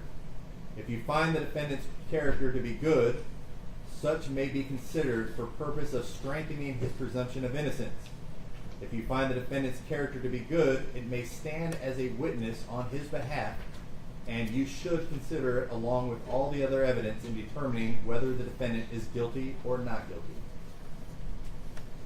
Defendants not testifying. The defendants, Tadarius Bean, Demetrius Haley, and Justin Smith, have each not taken the stand to testify as a witness, but you shall place no significance on this fact. Each defendant is presumed innocent, and the burden is on the state to prove the defendant's guilt beyond a reasonable doubt. No defendant is required to take the stand on his own behalf, and his election not to do so cannot be considered for any purpose against him, nor can any inference be drawn from such fact. Cause of death.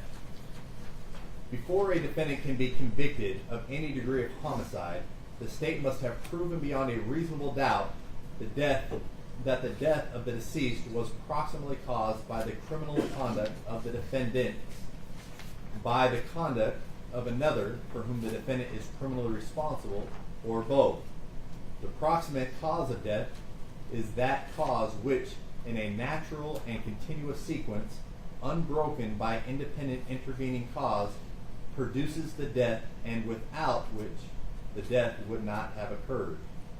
A defendant's conduct need not be the sole or immediate cause of death. The acts or omissions of two or more persons may work concurrently to proximately cause the death. In such a case, each of the participating acts or omission is regarded as a proximate cause. It is not a defense that the negligent conduct of the deceased may have been a proximate cause of the death. However, it is a defense to homicide if the proof shows that the death was caused by an independent intervening act or omission of the deceased or another which a defendant in the exercise of ordinary care could not reasonably have anticipated as likely to happen. However, if in the exercise of ordinary care a defendant should reasonably have anticipated the intervening cause, that cause does not supersede the defendant's original conduct, and the defendant's conduct is considered the proximate cause of death. The sequence of events or the particular injury doesn't need to be foreseeable. It's only necessary that the death falls within the general field of danger which a defendant should have reasonably anticipated. If some other circumstances cause the victim's death unrelated to the defendant's action, that would be a defense to homicide unless the circumstances was the natural result of the defendant's acts. There is evidence in this case that the deceased required medical attention as a result of injuries that may have been unlawfully inflicted by a defendant, and that such treatment itself may have contributed to the death of the deceased. If you find this evidence to be true, then you must determine whether the medical treatment is of such a character as to relieve the defendant of the responsibility for the death. One who unlawfully and seriously injures another to the extent that medical attention is required bears the risk that improper treatment may result in death of the injured person. If a defendant unlawfully and seriously injures the deceased, he is not relieved of responsibility unless the treatment was performed in a grossly negligent and unskillful manner, and unless it was the sole cause of the death. If you find that a defendant's acts, if any, did not unlawfully cause or contribute to the death of the deceased, or if you have a reasonable doubt about this proposition, then you must find the defendant not guilty. Jury notes. Members of the jury, the court charges that if any of you have been taking notes in this case, that these notes are for your individual use only, and that you should not use your notes directly or indirectly, explicitly or implicitly, to persuade other jurors as to the accuracy of your notes. They should not be shown to others, nor compared, nor referred to in any way as authority, but should be used privately only by you as an aid to your individual memory. Multiple counts, finding on each required. The crime charged in each count of the indictment is a separate and distinct offense. You must decide each charge separately on the evidence and the law applicable to it. The defendant may be found guilty or not guilty of any or all of the offenses charged. Your findings as to each crime charge must be stated in your verdict. Unanimous verdict. The verdict must represent the considered judgment of each juror. In order to return a verdict, it is necessary that each juror agree thereto. Your verdict must be unanimous. It is your duty as jurors to consult with one another and to deliberate with a view to reaching an agreement, if you can do so without violence to individual judgment. Each of you must decide the case for yourself, but do so only after an impartial consideration of the evidence with your fellow jurors. In the course of your deliberations, do not hesitate to re-examine your own views and change your opinion if convinced it is erroneous. But do not surrender your honest conviction as to the weight or effect of evidence solely because of the opinion of your fellow jurors or for the mere purpose of returning a verdict. Deliberation. Order of consideration as to defendant Tadarius Bean, Demetrius Haley, and Justin Smith. In deciding your verdict for each count, you shall first consider the offense charged in the indictment. If you find the defendant guilty of that offense beyond a reasonable doubt, you should return a verdict of guilty for that offense. If you unanimously find the defendant not guilty of that offense, or have a reasonable doubt of the defendant's guilt of that offense, you shall then proceed to consider whether or not the defendant is guilty of the next lesser included offense in the order from greatest to least within each count of the indictment. You shall not proceed to consider any lesser included offense until you have first made a unanimous determination that the defendant is not guilty of the immediately preceding greater offense, or you unanimously have a reasonable doubt of the defendant's guilt of that offense charged in the indictment. If you have a reasonable doubt of the guilt of the defendant as to all offenses charged and included in that count of the indictment, you shall return a verdict of not guilty for that count of the indictment. Verdict form, count 1, second-degree murder. We, the jury, find the defendant Tadarius Bean, only checking one box.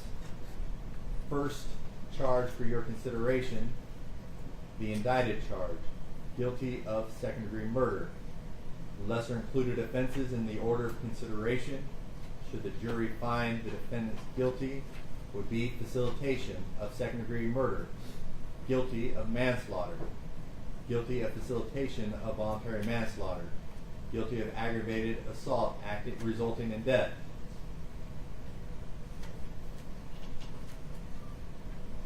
Guilty of facilitation of aggravated assault resulting in death. Guilty of reckless homicide. Guilty of facilitation of reckless homicide. Guilty of criminally negligent homicide. Guilty of facilitation of criminally negligent homicide. If the jury has a reasonable doubt as to the indicted charge or any lesser included offenses, the jury is to select not guilty as charged in the first count of the indictment signed by the jury foreperson. The same instructions with regard to count 1 with regard to the defendant Demetrius Haley. In the following page, the same instructions with regard to count 1 for the defendant Justin Smith. Verdict form count 2, aggravated assault acting in concert. We, the jury, find the defendant, Tyre Bean. Again, only check one box. The indicted charge, guilty of aggravated assault acting in concert. The lesser included offenses in order of consideration: guilty of attempted aggravated assault, guilty of facilitation of aggravated assault, guilty of reckless aggravated assault, guilty of facilitation of reckless aggravated assault, guilty of reckless endangerment, guilty of assault, guilty of attempted assault. Should the jury have a reasonable doubt as to the indicted charge and the lesser included, the jury is to select not guilty as charged in the second count of the indictment signed by jury foreperson. Same instructions apply on the following page to the defendant, Demetrius Haley. On the following page, the same instructions with regard to count 2 for the defendant, Justin Smith. Verdict form count 3, aggravated kidnapping with bodily injury. We, the jury, find the defendant, Tyre Bean. Again, check only one box. The indicted charge, guilty of aggravated kidnapping with bodily injury. The lesser included offenses in order of consideration: guilty of attempted aggravated kidnapping, guilty of facilitation of aggravated kidnapping, guilty of kidnapping, guilty of attempted kidnapping, guilty of facilitation of kidnapping, guilty of false imprisonment, guilty of attempted false imprisonment. Should the jury have a reasonable doubt as to the indicted charge or any of the lesser included offenses, it is to select the not guilty as charged in the third count of the indictment signed by the jury foreperson. The same instructions apply on count 3 with regard to the defendant, Demetrius Haley. On the following page with regard to count 3, the defendant, Justin Smith, the same instructions apply. With regard to verdict form count 4, aggravated kidnapping with a deadly weapon, we, the jury, find the defendant, only check one. The indicted charge, guilty of aggravated kidnapping with a deadly weapon. The lesser included offenses in order of consideration: guilty of attempted aggravated kidnapping, guilty of facilitation aggravated kidnapping, guilty of false imprisonment, guilty of attempted false imprisonment. Should the jury have a reasonable doubt with regard to the indicted charge or any lesser included offense, it is to select not guilty as charged in the fourth count of the indictment signed by jury foreperson. The same instructions apply on the following page with regard to count 4 and the defendant, Demetrius Haley. On the following page, the same instructions apply to count 4 with regard to the defendant, Justin Smith. Verdict form count 5, official misconduct, unauthorized exercise of official authority. We, the jury, find the defendant, Tyre Bean, only check one box. The indicted charge would be guilty of official misconduct, unauthorized exercise of official authority. Lesser included offenses in order of consideration would be guilty of attempted official misconduct, guilty of facilitation of official misconduct. Should the jury have a reasonable doubt as to with regard to the indicted charge or any of the lesser included offenses, it is to select not guilty as charged in the fifth count of the indictment signed by jury foreperson. The same instructions apply on the following page, verdict form count 5 with regard to the defendant, Demetrius Haley. The same instructions apply on the following page, verdict form count 5 with regard to defendant, Justin Smith. Verdict form count 6, official misconduct, refraining from performing a duty. We, the jury, find the defendant, Tyre Bean, only check one box. Indicted charge is guilty of official misconduct. Lesser included offenses in order of consideration would be guilty of attempted official misconduct, guilty of facilitation of official misconduct. Should the jury have a reasonable doubt as to the guilt of the defendant on the indicted charge or any lesser included offenses, it is to select the not guilty as charged in the sixth count of the indictment. On the following page, the same instructions apply to count 6 verdict form with regard to defendant Demetrius Haley. On the following page, verdict form count 6, the same instructions apply to defendant Justin Smith. Verdict form count 7, official oppression. We, the jury, find the defendant, Tadarius Bean, only check 1, the indicted offense, guilty of official oppression. Lesser included offenses in order of consideration, guilty of attempted official oppression, guilty of facilitation of official oppression. Should the jury have a reasonable doubt of the defendant's guilt with regard to the indicted charge or any of the lesser included offenses, the jury is to select not guilty as charged in the 7th count of the indictment signed by the jury foreperson. Verdict form count 7, the same instructions apply with regard to Demetrius Haley. On the following page, verdict form count 7, the same instructions apply with regard to defendant Justin Smith. During your deliberations, you must not communicate with or provide any information to anyone by any means about this case outside the jury deliberation room. If a question arises during the deliberations, first go back and review your jury instructions, as the majority of your answers to the jury questions are found in there. If the question remains and or you need further instructions, please print your question on a sheet of paper and have the foreperson sign it and give to the deputies.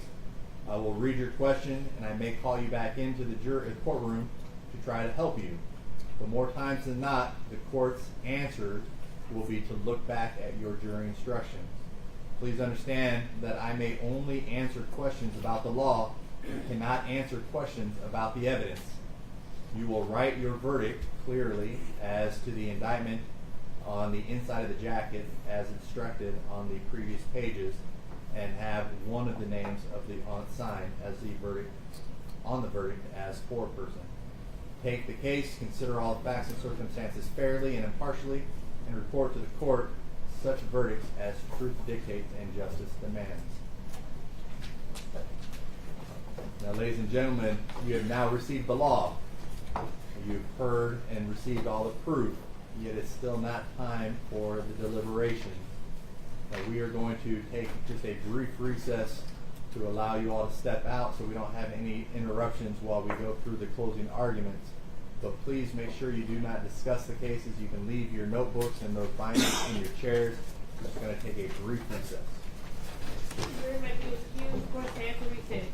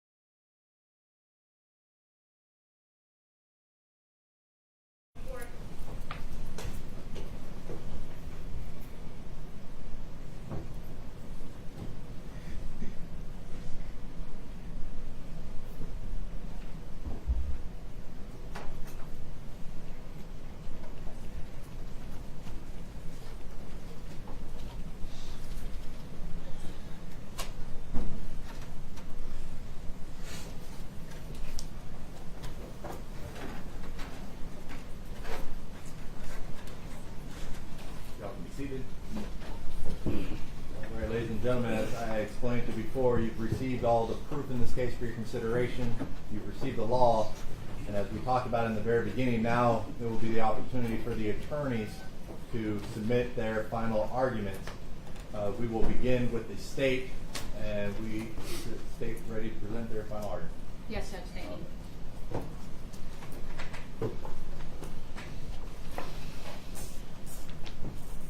Sesame chicken. Do y'all remember? That's what Tyre was supposed to have for dinner on January 7th. You heard his mom, Miss Rovon Wells, testify. Tyre was her baby, the youngest of 4, 29 years old. It's a Saturday. He left the house that day. She said he came in the kitchen to talk to her before he walked out, saw her taking the chicken out, asked what she was making. Sesame chicken. If you remember her testimony, she said he kind of made a rubbing on his belly, like, yum, yum. I'll be home for dinner. But he didn't make it. When Tyre left home that night, that afternoon,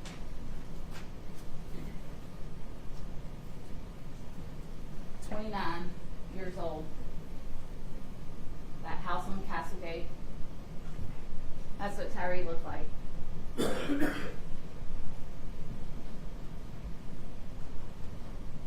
Tyre had a special relationship with his mom. You heard her talk a little bit about it. I don't know if y'all noticed in one of the pictures that was introduced as part of the autopsy, had his mom's name tattooed on his shoulder, Rovon.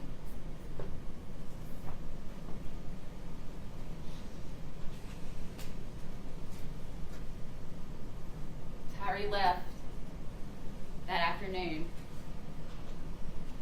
and he never made it home for dinner because he came into contact with these officers.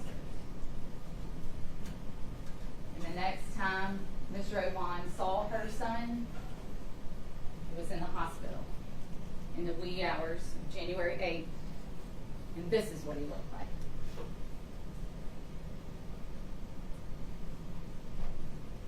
After coming in contact with these officers. And he almost made it home. He's so close.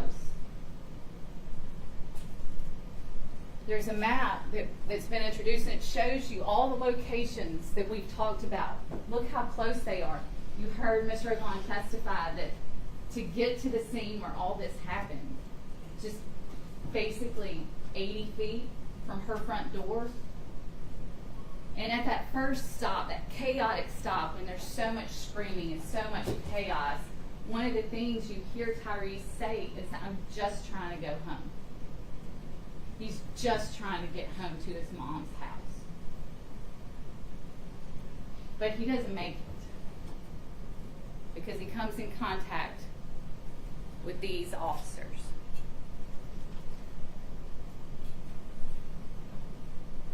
One of the things that was said in trial this week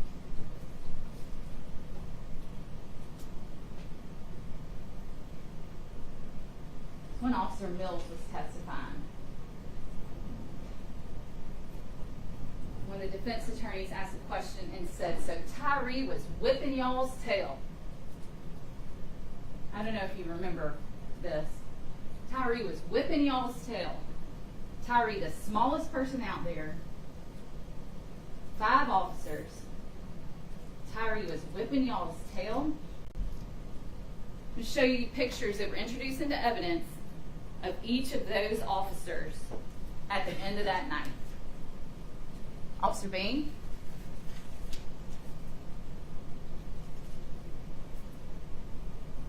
Officer Emmett Martin.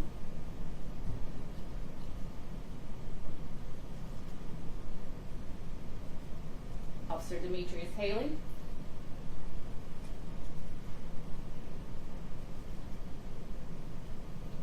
Justin Smith.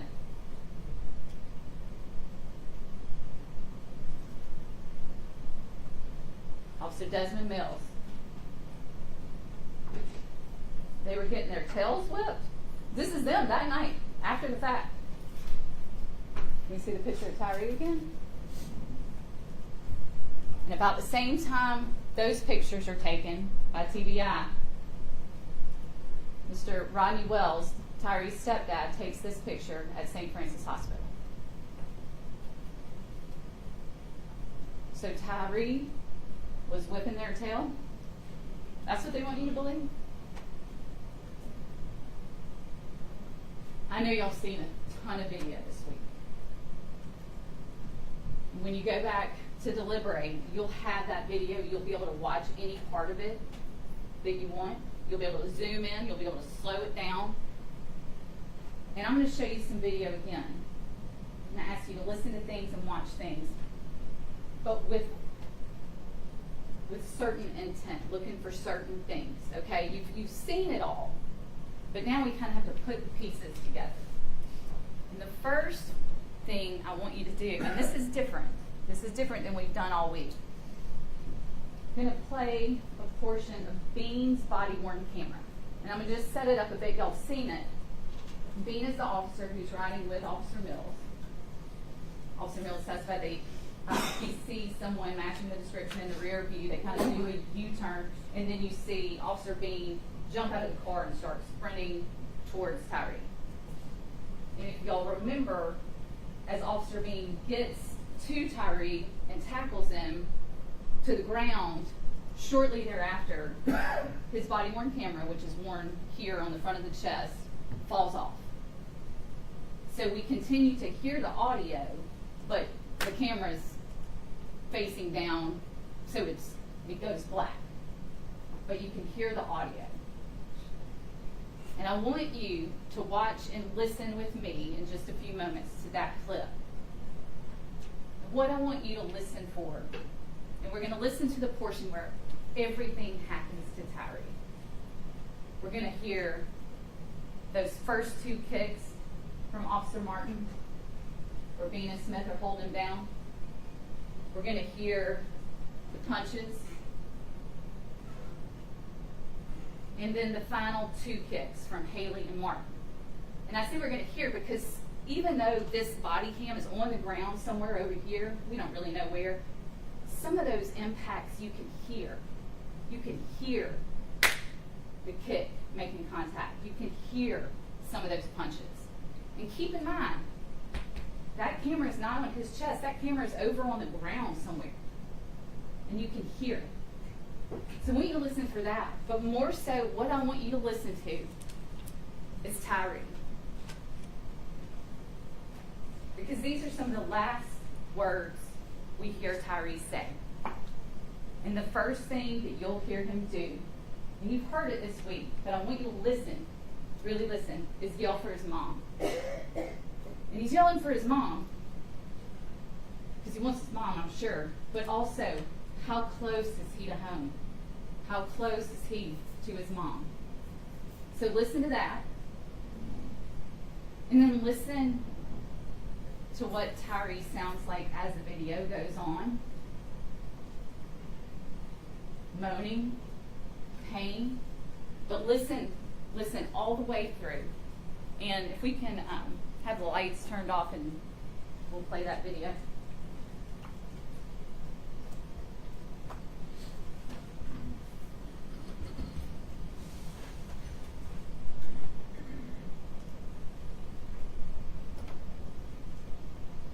Y'all will remember, you're probably familiar enough by now, but every time a body cam turns on, there's about a minute that goes by that there's no audio. And then after a minute, the audio pops on.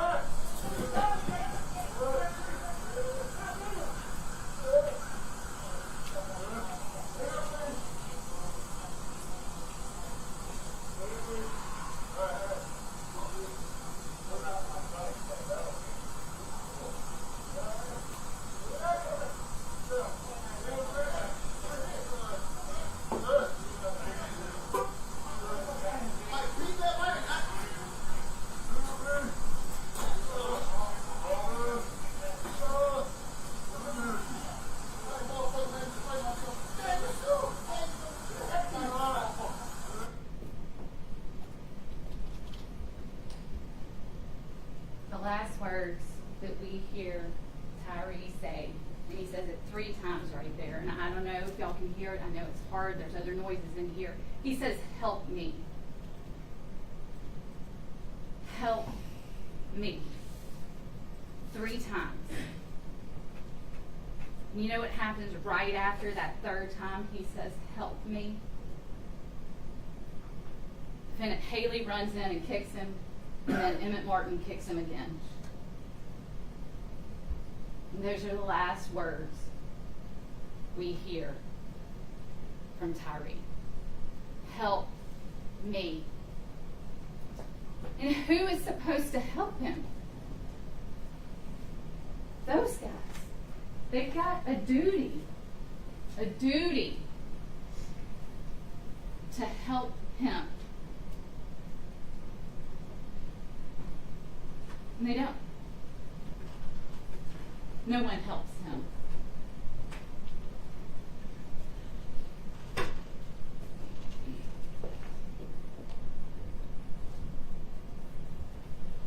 No witness told you Tyre punched, Tyre kicked, Tyre spit. He didn't cuss.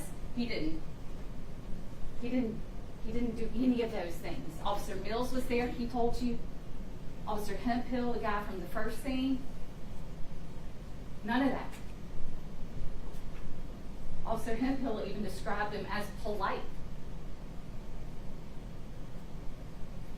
Help me. Who was going to help him?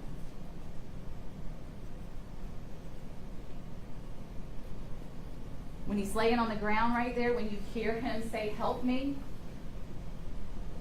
resisting or surviving, trying to survive. Did y'all hear that first kick that we called the soccer kick? You could hear it make contact in that video. You can hear that kick.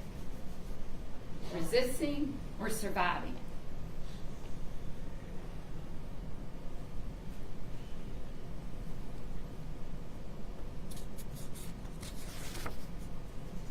I want to take y'all back to last week when we were still in Chattanooga, shift gears. Y'all remember during jury selection we talked so much. There was the Rock City stoning, Remember that? And there was a robbery. I talked a little bit about the movie Ocean's 11. Everybody remember that? We were talking about criminal responsibility. And the judge has given you the law now. It's page 58 of your jury instructions. If you want, you can follow along. I'll put it on the screen. As we talked about last week, there's two different ways. It's page 58. Two different ways you can be criminally responsible for the conduct of another. And both of these apply in this case. And we're going to find those two different ways in the second and third paragraphs of page 58.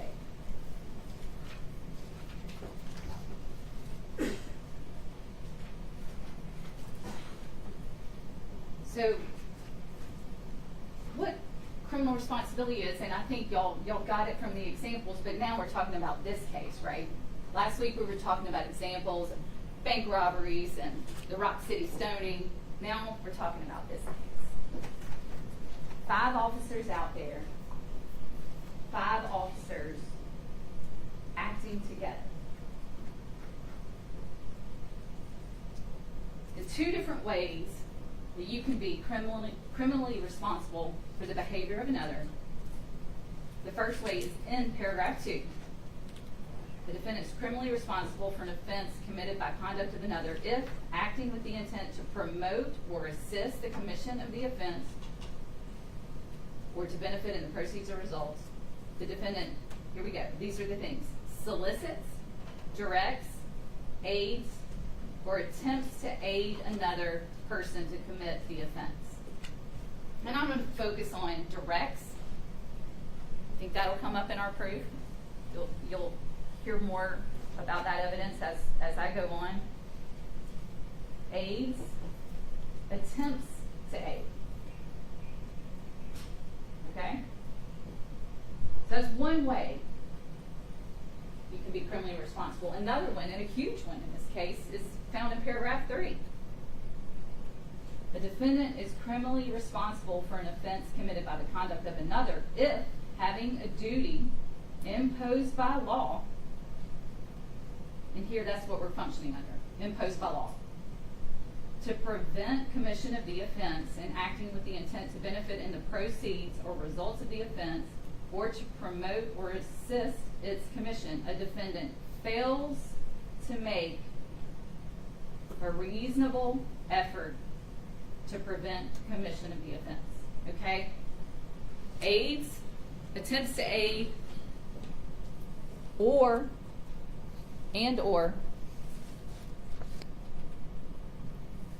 duty to prevent.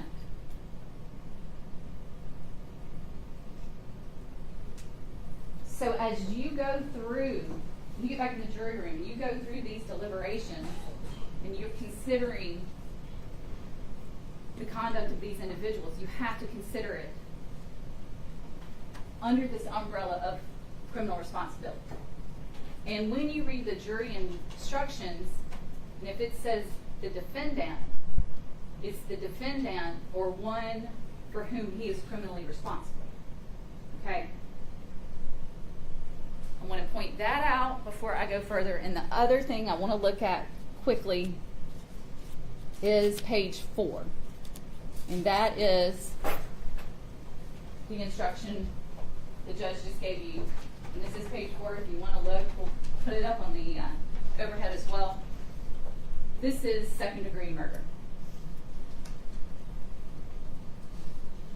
And second-degree murder only has 2 elements. That's what's listed as 1 and 2. Defendant unlawfully killed the alleged victim, Tyre Nichols. 2, the defendant acted knowingly. 2 elements for the state's proof. And we talked about this with y'all last week. Knowingly means that a person acts with an awareness that his conduct is reasonably certain to cause the death of the alleged victim. Reasonably certain to cause the death of the alleged victim. Another thing I want to point out is that after it defines knowingly, it says the requirement of knowingly is also established if it is shown that the defendant acted intentionally. Intentionally. Knowingly or intentionally. What I want you to think about as we continue to discuss the evidence today is, how do you know what somebody knew or what they intended according to this? You know based on their actions and their words. That's how you know someone's intention, right? What did they do? And in this case, you can see. You can see what they did, and you can see what they didn't do. You can also hear what they said. So keep those things in mind as we discuss the evidence today. And keep those things in mind as you go back in that jury room and have all this evidence. And you can rewatch any portion today during, I'm sure everyone's closing arguments. If somebody points to something that happens, make a note of that timestamp, because you will be able, if you want, when y'all go back to deliberate, if there's any questions, y'all can watch all these videos and find these things for yourselves, okay? So speaking of video, I'm about to play another one, but I want to kind of talk a little bit about what we're going to look for. I want to think back to Mills' testimony. Mills, bigger, bald guy, testified. You see him on the video. He's the guy with the baton, right? He's also the guy with pepper spray. Pepper sprays first, then batons. Why? Why did he baton? Do you remember what he said? He was angry. He was angry because he just sprayed himself in the face. And we heard from many use of force experts, 3, right? Each defendant called 1. And one thing they all agree on is, if you're using force out of anger or to punish, that's acceptable. And Officer Mills sat here and told you that's why he got his baton out, because he was angry. He was angry.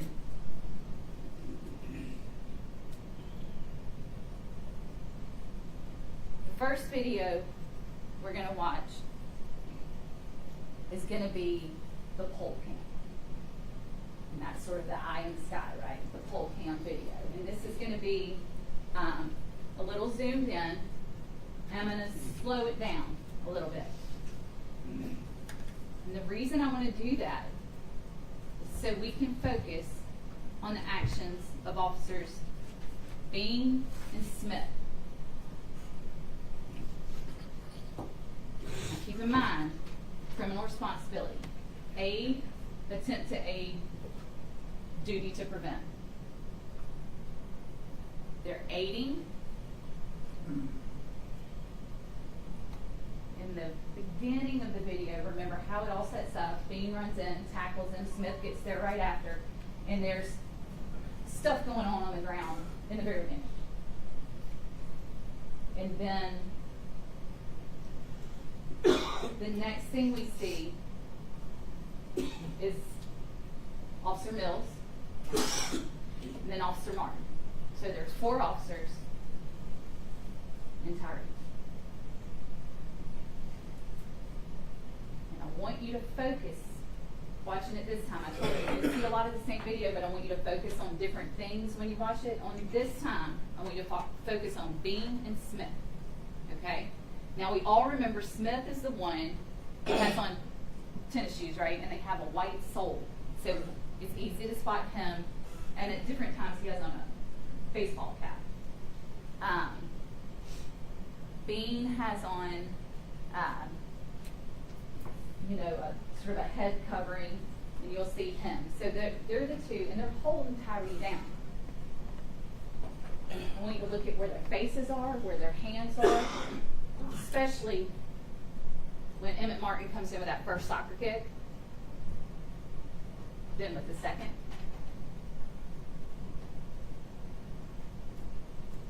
Then, the punches, they're on either side of Tyre, holding his arms while he's getting punched. And Emmett Martin's doing the punching, and he describes those punches as haymakers. And do you remember Mills being asked, what's a haymaker? And he said, it's a knockout punch. Like one punch to do it. And we know from the video that Tyre gets at least 5 of those from Emmett Martin, while Bean and Smith were holding arms. Then, the next thing we see, Tyre's back on the ground. Bean and Smith are still holding him down. And that's when we get Haley run in, get his kick in. As he says, beat that man's ass. Swift kick. And then Martin gets another kick. Alright? So think about what you see Bean and Smith doing in this version of the video.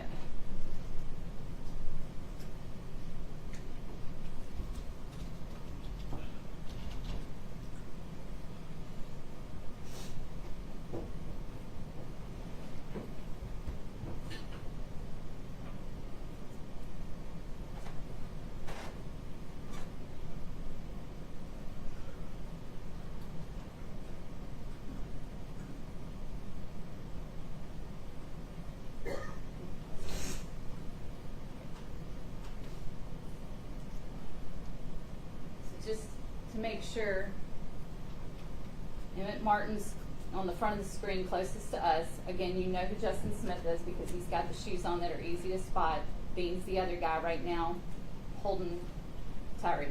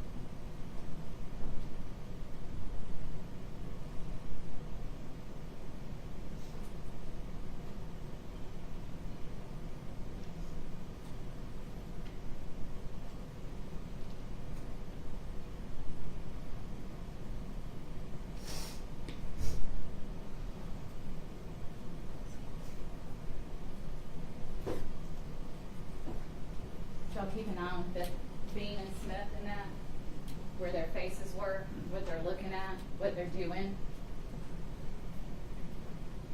We see those first two kicks. After that first kick to the head, you heard all use of force experts agree and testify that first kick, that soccer kick to the head is what? Excessive force. Unnecessary. Deadly.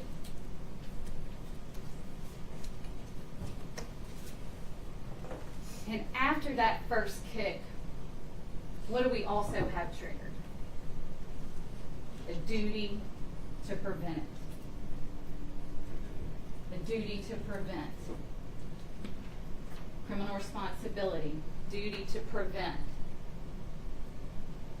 Bean and Smith holding him down. I mean, their faces are right there. In that first kick, you can hear it on the video. Can you imagine if you were holding the person that took that impact?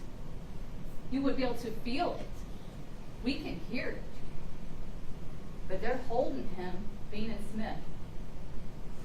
So, first kick, right there. Duty to prevent. Duty to intervene. Second kick. Duty to prevent. Duty to intervene. Then those punches come, they're holding it. I mean, and we've got all the baton strikes, but we're just putting that in another bag. They're holding him. And that's when the haymakers come, and you can see them. You just saw them. Y'all watch it, count them out. I count at least 5.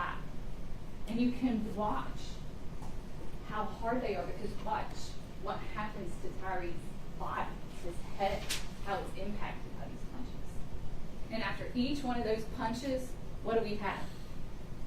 A duty to prevent, a duty to intervene. But these guys continue to hold. Then he's down on the ground. So now we're 2 kicks, at least 5 punches, and that's 7 times. 7 times. Those guys could have intervened, could have prevented, could have done something. Could have just said stop. Nobody says stop. And after those 2 kicks and after those 5 punches, they're on top of Tyre. Because there's a little minute there where you see, you know, they're just sort of in a pile on the ground. Tyre's on the bottom. Bean and Smith are there. Martin's kind of standing over him for a minute. And it's at those moments where in the first video we heard Tyre say 3 times, "Help me." And what's the next thing that happens? Officer Haley. Beat that man's ass, he says. Do you remember criminal responsibility directs? AIDS, attempts to aid, directs. Beat that man's ass. Runs in, kicks.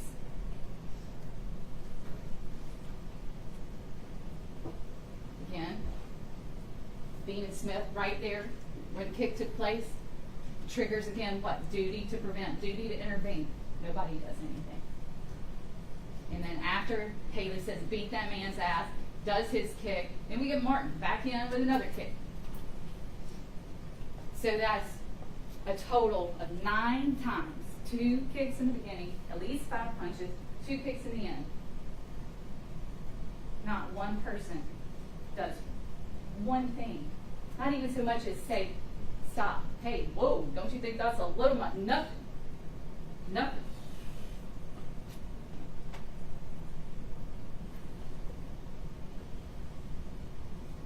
So then the defense is going to tell you they were pepper sprayed, they didn't see anything. But keep in mind, we can hear these impacts from somebody cam that's on the ground somewhere over there, we don't even know. And these men are physically holding Tyre's body while this is happening, with their faces this close. They're going to say they couldn't see it. They were pepper sprayed. They had tunnel vision. There's just no way. We got 9 chances Watch it. What I'm about to play is Mills' body-worn camera. And again, you've seen this, but I want you to watch it with fresh eyes. And what I want you to focus on is the reaction. First of all, Mills, before he sprays, is trying to be responsible about it, right? He's like, hey, y'all, watch out, watch out, watch out. You'll hear him say that. Like, I'm about to spray, watch out. Meaning, get back so you don't get sprayed, right? And you will see, the first time he says that, Bean and Smith step back. Completely let go of Tyre and step back when he gets ready to spray. Okay? We're going to watch it in just a second. Then he sprays. I don't know where that spray goes. I don't know. I mean, you watch it, you see it, you know. He kind of steps out, he comes back in, and he says again, watch it, I'm about to spray. And this time, he sprays himself. And Martin's on the same side as Mills. And they both get it. And the defense is going to have you believe, well, it's in the air, everybody's affected. Let me tell you who's affected. You'll hear immediately Mills and Martin, oh shit, you know, reacting. You'll see Martin walk away, you'll see Mills walk away, because it hits them. It's clear. And I want you to think about this too. You've seen those Bad Bob videos that they play for a number of people. When they spray that spray in the Bad Bob video, is it some huge spray, or is it a stream that goes directly into that person's eye? Think about it. You're going to have all those Bad Bob videos, but that's how it sprays, right? So it sprays in a direct stream. So when I watch it, when you see Mills say, I sprayed myself, and you'll see him continue to react. He has to continue to walk off. You'll hear him.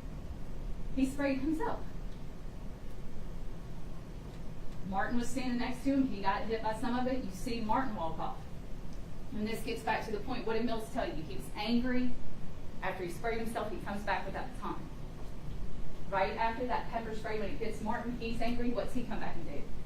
Soccer kick 1, kick 2, punches. So watch Mills' body cam with me and think about what you see Bean and Smith doing, how you see Mills and Martin react to this spray.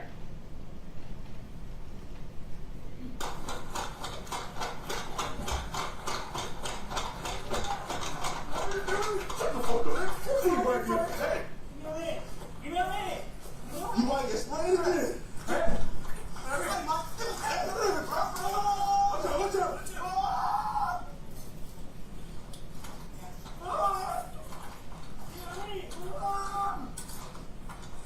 Mom!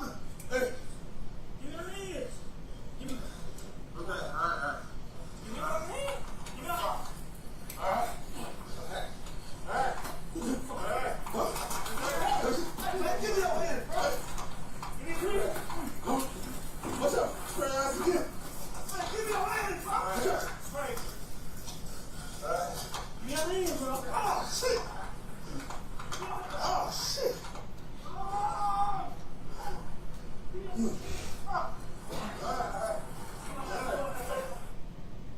So immediately you hear Mills reacting to that spray. Oh shit, and you see Martin have to step away. You can also see right here, that's Martin. You see that little black square? That's Martin throwing down his body-worn camera. Because now Martin's pissed. So this is him throwing down the body-worn camera. That's 20, 33, 51, about there. You don't want to look at it when you get back there. Here's Martin throwing down his body-worn camera because it's on.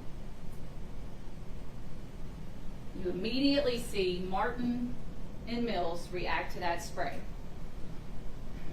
They get angry, and then we'll watch what they do next.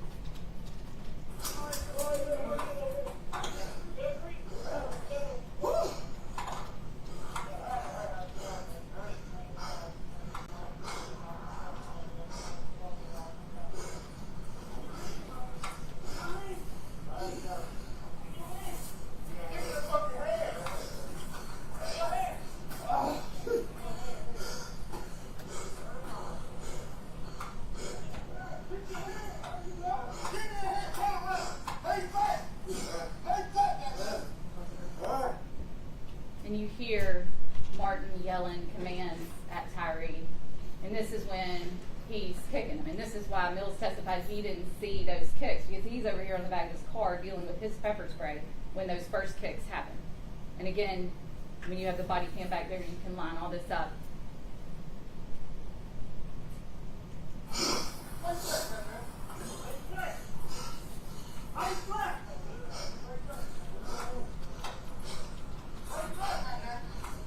Shit!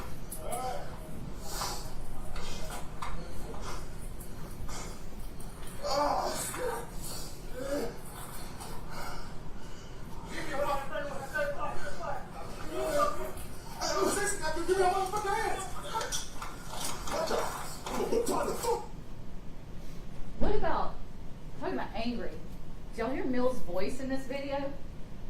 Mills, the guy who sat here and testified, and y'all couldn't hear a word he said almost because he was the softest talker you've ever heard in your life. Listen to how angry. Listen to the scene. I'm about to baton the fuck out of you. You can hear that. You can hear anything he said on the stand. You can hear that. Because he's angry. They're angry. Get the fucking hands! Watch out! Watch out! Give us the hands! Give us the hands! Give us the hands! Watch the camera. Watch the camera. Watch it.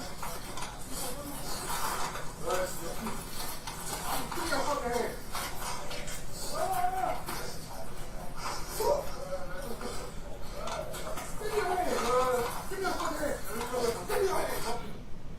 Keep in mind, Bean and Smith, where they are, what they're doing, how they're assisting, how they're aiding, as they're holding those hands while Martin is delivering these haymakers, how close they are to Tyre, how close they are to Martin as this is happening.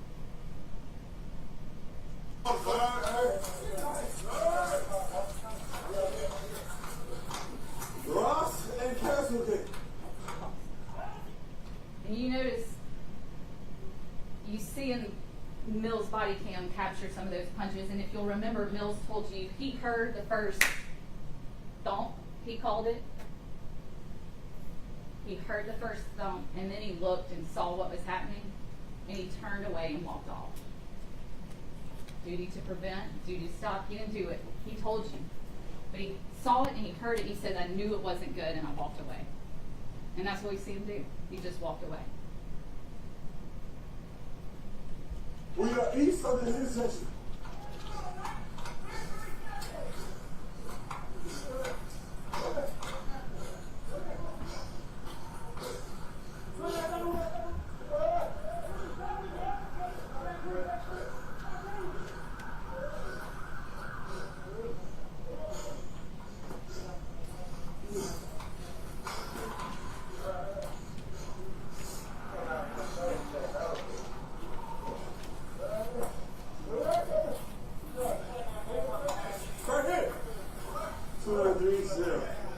The Castleton Air Street. You can get there from Ross and Castleton.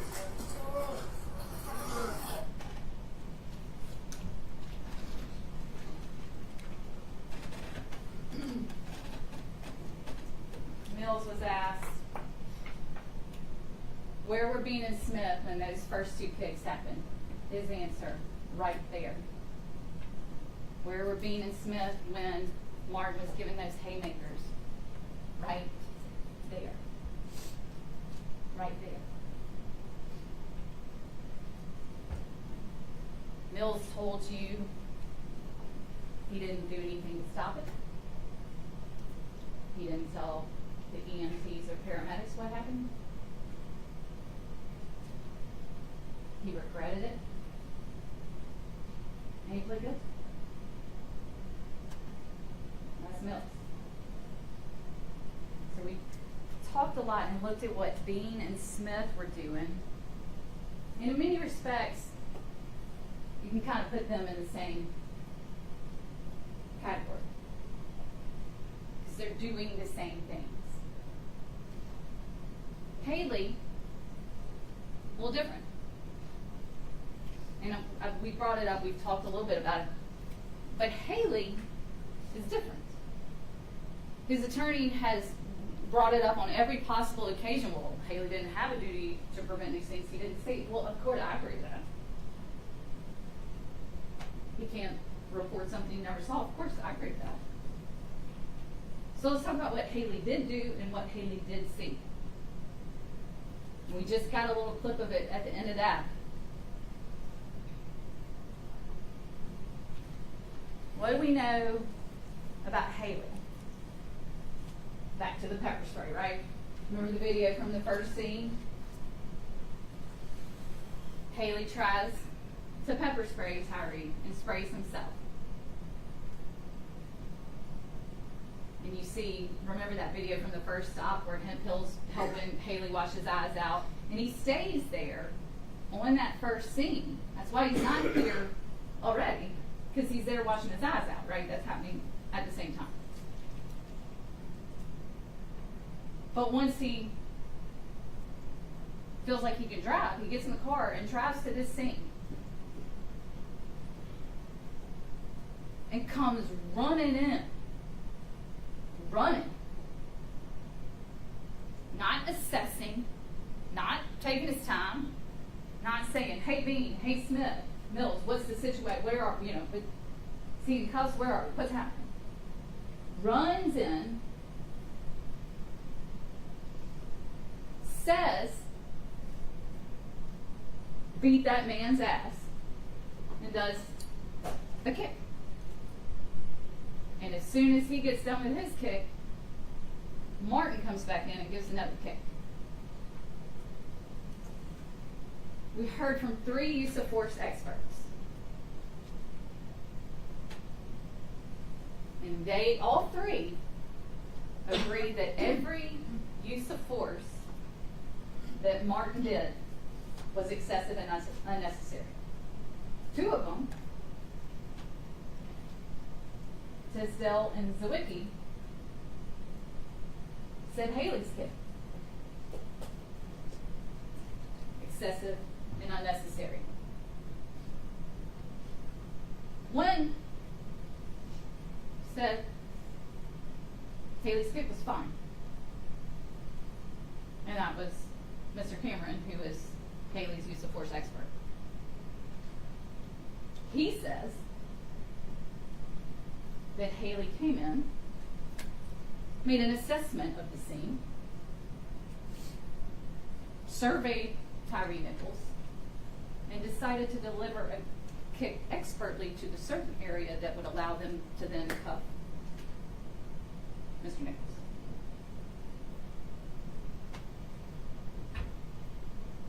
Maybe Mr. Cameron has some X-ray vision.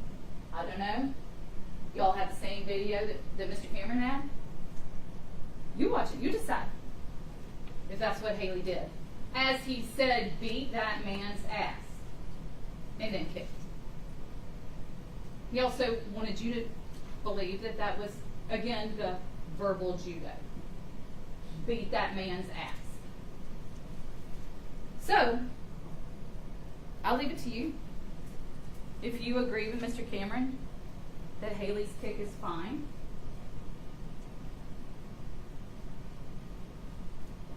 there's another kick right after it from Martin, which triggers what? Duty to intervene, duty to prevent. Stop. Nobody so much as says the word stop one time.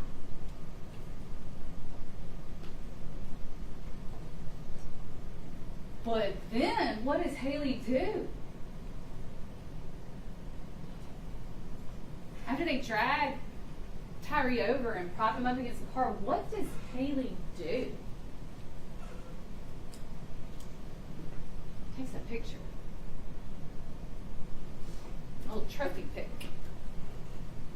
Well, let's watch just a little video. I know y'all are worn out, y'all seen it a ton. We'll watch this video, and again, we're looking at the actions of Haley. What's Haley doing in this video? What does he say? What does he do?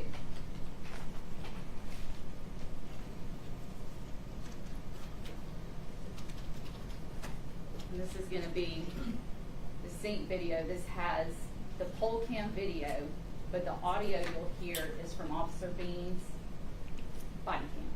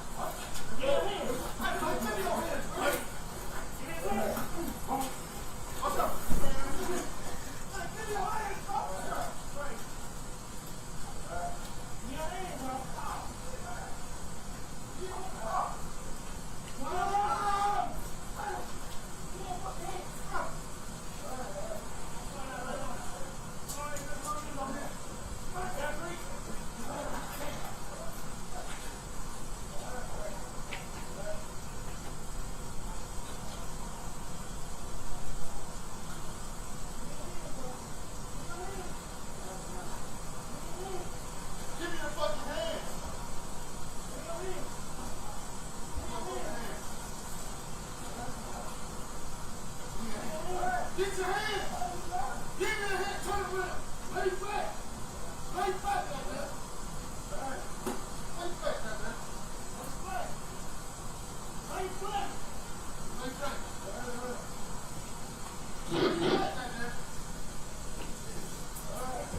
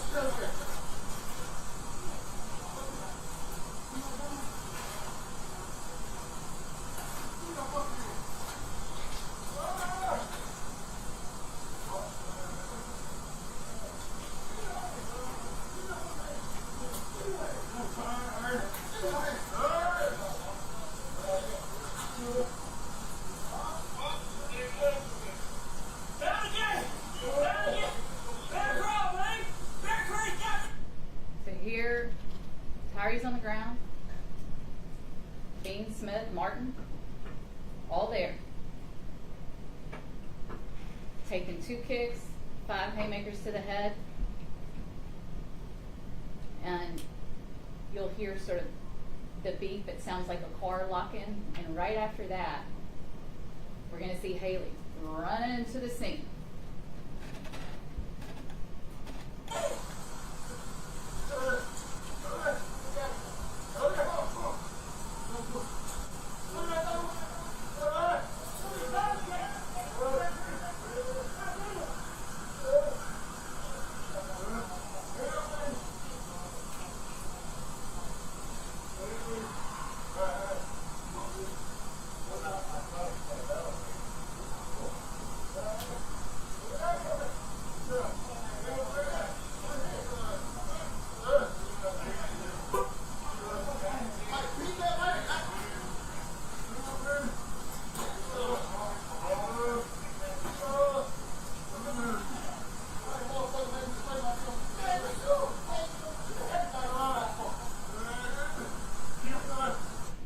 What does Haley say right after he delivers that kick after Martin's kick. That motherfucker made me spray myself.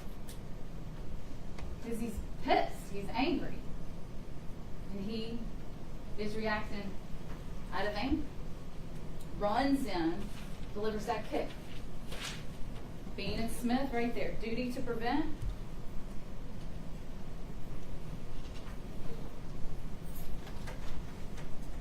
Then, after they drag Tyre up, prop him against the car, and start high-fiving, fist bumping, talking about who got the best legs, who did what. Haley walks over and takes a picture of Mr. Nichols. Did his expert testify he was documenting his injuries? For what? For who? The 11 people he sent that picture to?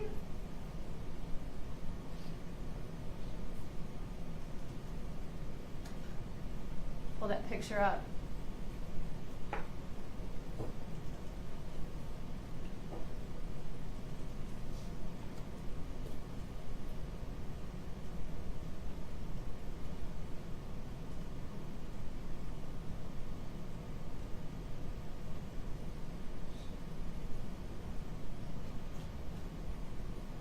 So after yelling, beat that man's ass, running and kicking, hanging out, high-fiving, talking, he goes over and takes this picture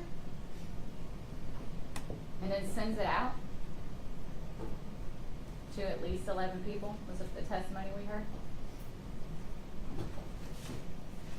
And what about the text thread he had with some other MPD officer, MPD officer Fox, or so it was saved in the phone?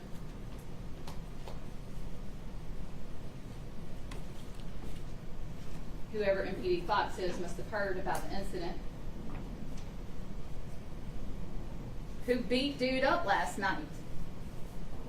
Haley responds, us. They relieved some folks for real? Yeah, 6 of us. Damn, I don't understand why though. I guess it's just procedure, I don't know. It's just stupid. Keep y'all head up, Brody. The city need y'all for real, for real. Appreciate it, bro. No big deal. Who beat that man up? So when you start to think about what Haley's intentions were, if Haley did things knowingly, you can look at his actions, you can look at his words, you can look at his text to know what he was thinking.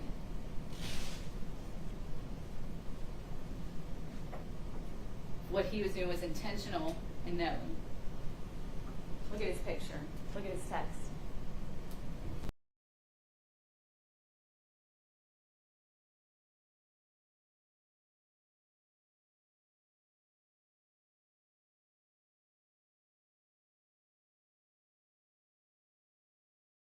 Indictment in this case, and it will say State of Tennessee versus Fidarius Bean, Justin Smith, Demetrius Haley, Emmett Martin, and Desmond Mills. You know who's not on trial this week? Tyre Nichols.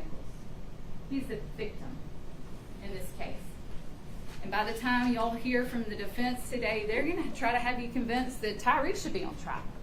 They're going to show you these credit cards that were found in his car. Days after. These officers had no idea those cards were in that car. They're going to want to talk about some mushrooms that were found in the trunk of Tyre's car. 1.77 grams. Do you remember TBI agent Chuck Baker who testified? He was asked how much is 1.77 grams, and he said a dollar bill weighs about a gram. So the amount of mushrooms that were in Tyre's trunk were the weight of $2 bills. And so because of that,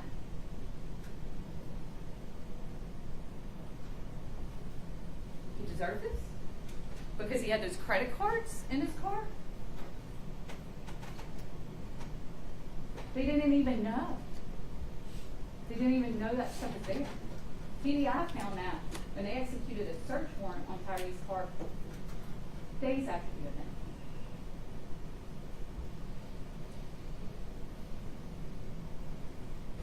But they're going to say, well, he was guilty of something, so that's why he was running. So let's just take a minute and think why Tyre was running. And this is where it gets tricky. Because you got to put a lot of faith in what Emmett Martin says. Hemphill told you that he was out there and he heard Martin say that he had one speeding. Hemphill didn't see anybody speeding. Do you remember what he said he saw Tyre Nichols do? Improper lane change, meaning he went in the other lane without turning his blinker on. And if Hemphill had had to arrest Tyre Nichols that night, the violation he saw was improper lane change. And fleeing, he says. If you remember that video, it was Martin's body cam. Those blue lights are on for maybe 20 or 30 seconds. Keep in mind, these are unmarked cars. It doesn't say Memphis Police on the side, right? They're just Dodge Chargers, no markings. They do have blue lights. So he has blue lights on for like 30 seconds, and then he turned them off. And if Tyre is driving like a crazy person and trying to get away from them, why then? Do you remember where they see him? At a red light, with his blinker on, waiting to turn to go into his neighborhood. He's sitting at a red light with his blinker on, waiting to turn. And this is when they encounter Tyre for the first time. And we're going to play just a clip from that scene. It's that chaotic traffic stop where they're all given commands. It's chaos. Y'all remember that game Simon Says? Like, and then you had to do it in the order? I mean, this is like the deadliest, craziest game of Simon Says I've ever seen. They're lay flat, do this, I'll break your arm, give me your hands, do this. I mean, it's total chaos. And think about this too. At the other scene, after the fact, once Tyre's propped up on the car and you hear them all, they start high-fiving and talking about what happened at this stop. One of the things you'll hear Haley say is, man, he came out of that car swinging. He almost got me. Tyre Nichols doesn't have a shot. He doesn't have a chance. They drag him out of the car.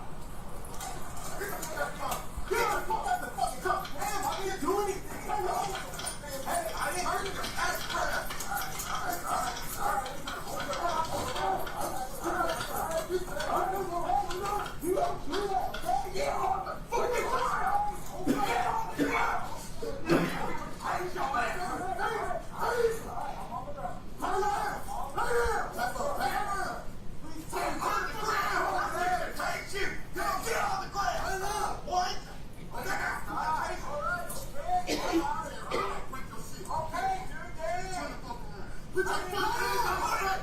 Bitch, put your hands behind your back. Okay. Knock your ass the fuck out. Bro, lay down. I'm just trying to go home. Man, if you don't lay down, I am on the ground. Put your hands behind your stomach. I am. Spread. I'm not doing it.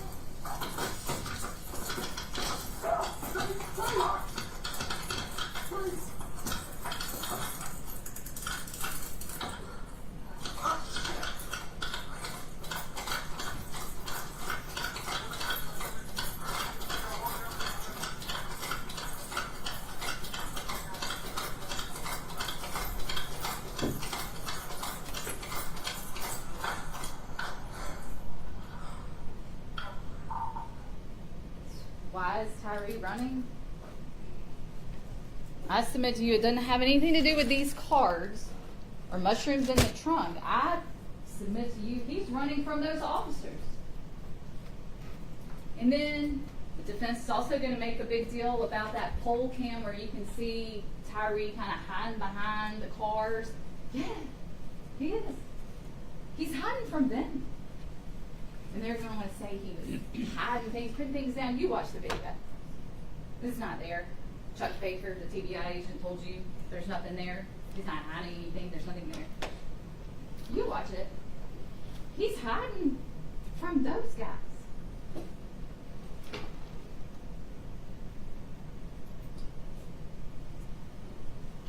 Y'all stay with me. I know it's late. I've been talking a long time. I know you're hungry. You want lunch. I got a little more to go, and then we get your lunch break. It's also not the state of Tennessee versus Robert Long. Remember the little EMT who sat up here and testified? They want to say, well, he should have done this, and he should have done that, he should have done this. Well, they're the reason he's there. If they hadn't done what they did, the EMT would never have had to respond. He responds, and he thinks he's responded to a pepper spray and tasing. Remember that first interaction at the first scene where he talks to Hemphill and say, no, it's not for me, because they were real confused. They were like, did you call us here? And he's like, no, it's, And they say, the patient, where's the patient? And he's at another location. He's been pepper sprayed and tased. And it turns out the taser never even hit him. Hemphill told you that. But that's what they were responding to. And then they get there and they see what Tyre looks like, and he told you, I assumed, because he ran, when they tackled him, that's how he got the injuries that I could see on his face. Nobody told him. Nobody told him what really happened. So don't let the defense blame shift. It's not EMT Long's fault. It's not Tyre Nichols' fault that they did what they did because he had some credit cards in his car, because he had 1.77 grams of mushrooms. We're here about the acts of these defendants. That's who's on trial this week. All right, if y'all will stay with me, we got to look at the law for just a second, and I'm going to go through it fast. One thing before I do, the medical examiner, Dr. Ross. And you'll have his report, that's part of evidence when you go back there. The main thing that caused, the ultimate cause of death was blunt force injuries to the head. Based on the video that y'all have seen 1,000 times now, that doesn't surprise me. But what I want to draw your attention to, if you'll remember when he testified, he talked about torsional injuries. That's, think about torque, right? And he described how your skull, your brain is inside the skull and it's attached. And if your head is hit with so much force that the brain can't keep up with the skull and it tears away. And those torsional injuries are what Tyre Nichols had. That was what caused the brain trauma. And how, as Dr. Ross, when do you normally see that? Do you remember what he said in car wrecks? That's the kind of force we're talking about. But what's the other thing that makes that significant? In a car wreck, seatbelt. You're being held in a position, and the force makes your head turn while the rest of your body doesn't turn with it. And what do we know about what was happening out there that night? Bean and Smith are holding Tyre down when those first kicks come, so his body's being held stationary while that force goes to his head. The force of the first kick, the force of the second kick.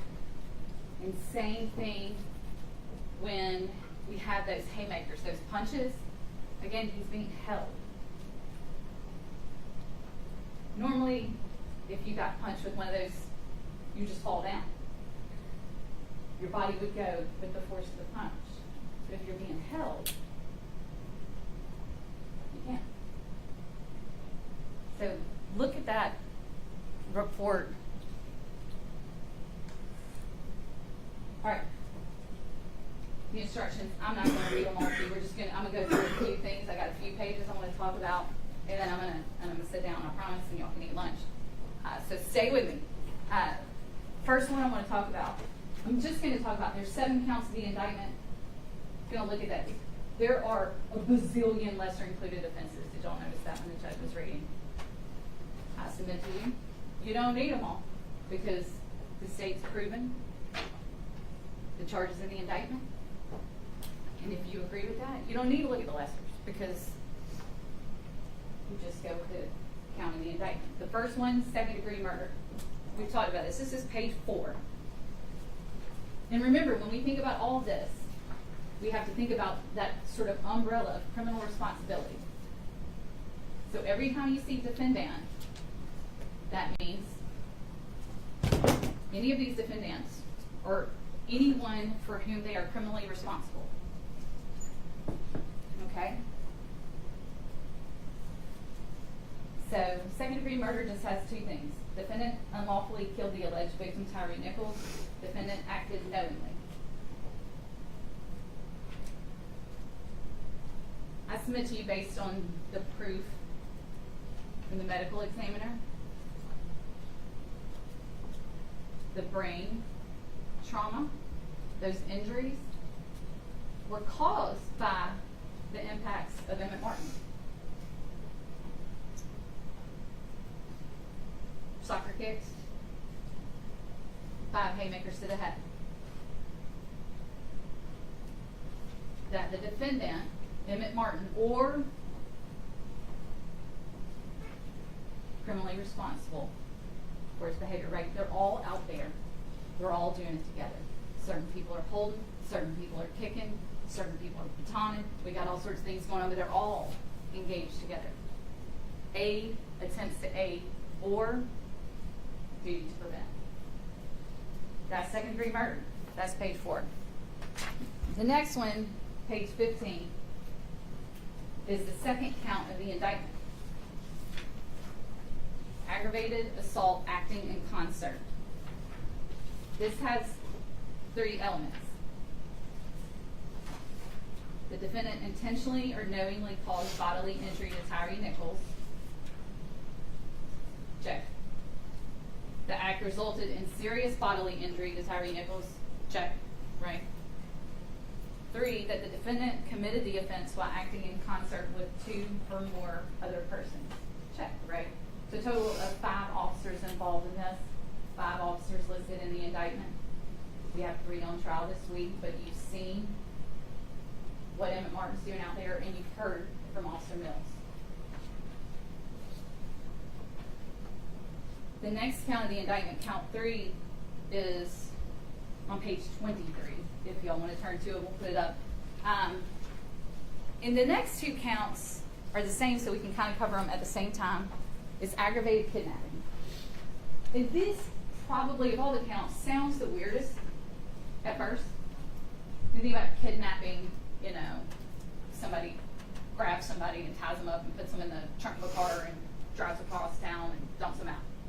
Clearly, that's not what we have here. So this is a sort of a different way to think about kidnapping. So look at the elements of aggravated kidnapping here. And so this is count 3, is aggravated kidnapping with bodily injury, and count 4 is going to look just the same, except it's an alternate theory, and it's aggravated kidnapping while you possess a weapon, okay? So we can kind of look at these at the same time.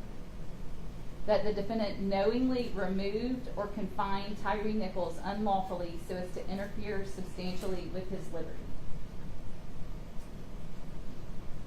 The state isn't arguing that he was removed, right? It's that he's confined. It's that he's cuffed. And he's propped up against that car. Unlawful. There was a time that night.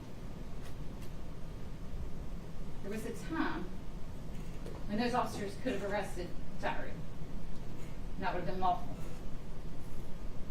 But that changed the minute we got that first soccer kick, that first use of excessive force that no one does anything about. That's when it changes.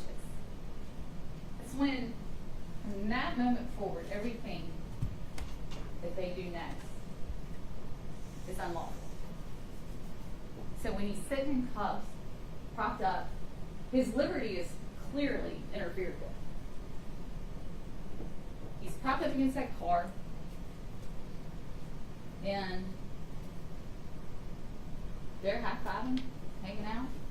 Nobody's rendering any aid.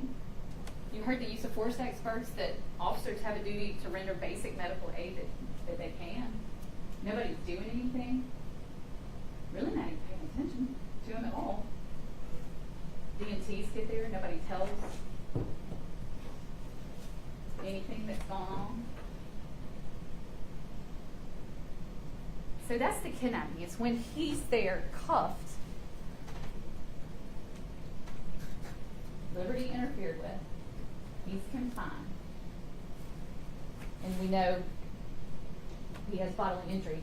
During that time, he's basically dying. We know by the time the paramedic gets there, he's going into cardiac arrest. And shortly thereafter, you heard Dr. Ross talk about all the things that are happening to his body and how quickly that's happening. And then he goes into organ failure. By the time he gets to the hospital. So 23 is aggravated kidnapping with bodily injury. And page 32 is aggravated kidnapping with a deadly weapon. And again, the only difference you'll see here on page 32 is under number 2 is that the defendant possessed or threatened the use of deadly force. I'm sorry, the use of a deadly weapon. Possess. All these officers have a gun. They possess a deadly weapon while they have him restrained unlawfully, while they have him confined and are interfering with his liberty. So those are the 2 theories of aggravated kidnapping. One with bodily injury, one with a weapon. That takes us to official misconduct, count 5. And this is page 37. If anybody's following along, we'll put it up on the screen as well.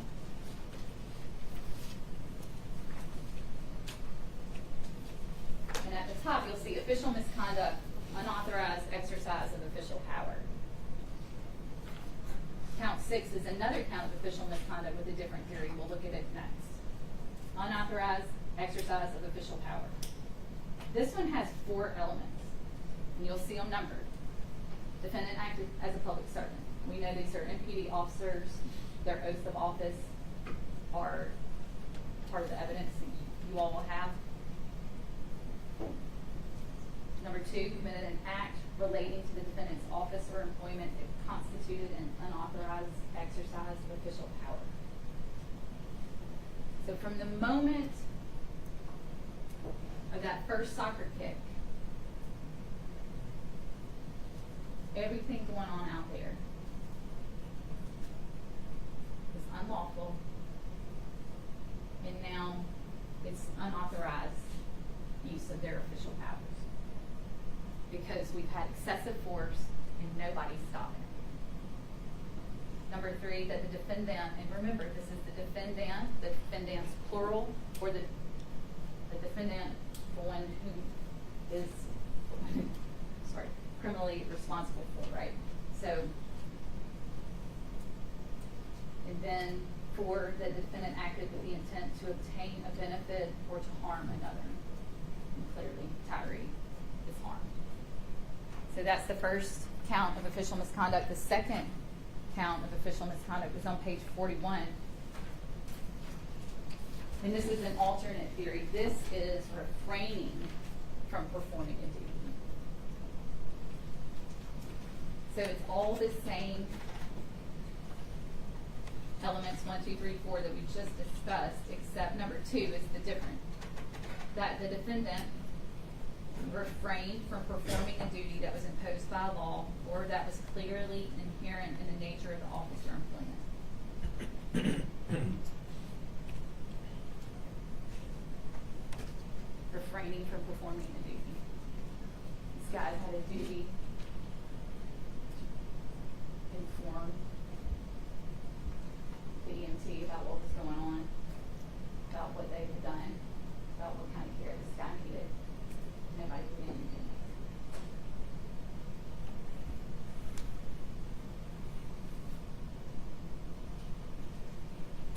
And that takes us to the last count, count 7, page 44. And this is official oppression. It has 2 elements. That the defendant was a public servant acting under color of office or employment. Yes, these are MPD officers in uniform. That the defendant intentionally subjected another to mistreatment or to arrest, detention, stop, frisk, halt, search, seizure, or dispossession that the defendant knew was unlawful. I'm going to go with mistreatment. Tyre was subjected to mistreatment. I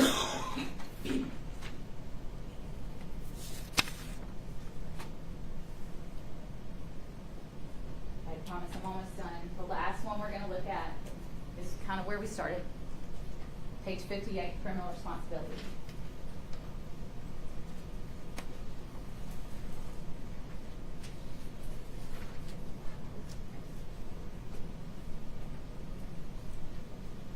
Two different ways you can be criminally responsible for the conduct of another. Direct aid, attempt to aid, focus on those. Duties to prevent, commission the offense. Okay? Do you remember this week when we watched sort of a little animated video?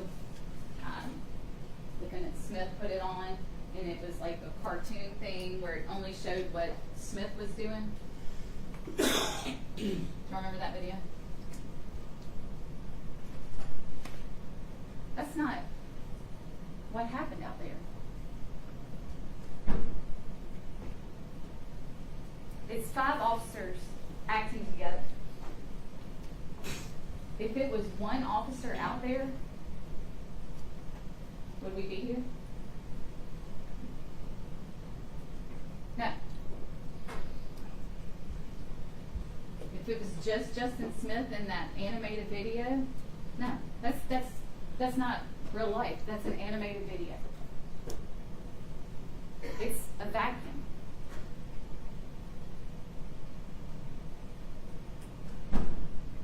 Every step of the way, you'll see all these videos. What do you see? You see these officers working together. Holding an arm while he's getting punched. Holding him down while he's getting soccer kicked. At the end, after he's on the ground, 3 officers on top of him. That's when we got Haley rolling. Beat that man's ass, kick, another kick. All 5 officers. Not one. All 5.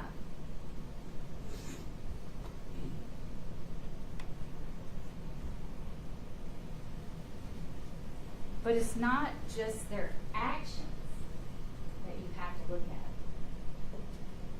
You also have to look at their omissions to act. The duty after every one of those impacts, and I count 9. 2 kicks, 5 haymakers, 2 more kicks. 4 total kicks, 5 total punches. Every one of those requires a duty to prevent, a duty to intervene. And that's part of criminal responsibility. And not once did someone so much as say, stop. In fact, as soon as it's over, we start fist bumping, we start high-fiving, we start playing back what we all did. It was so great.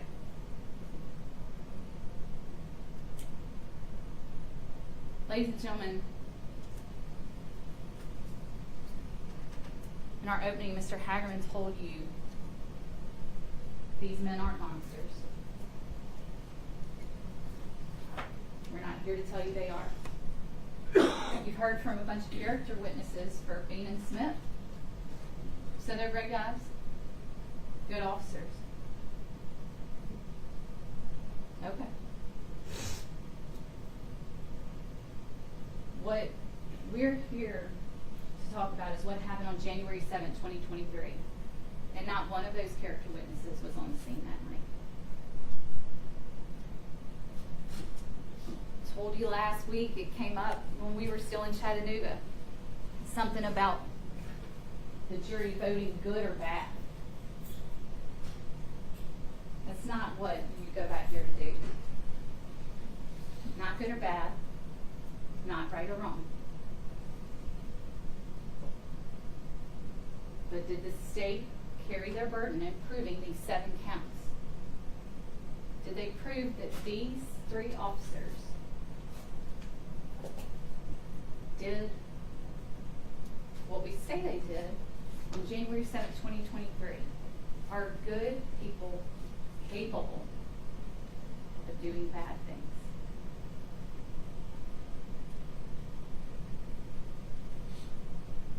That night, January 7th, 2023, those 3 officers did bad things. And when Tyre cried for help,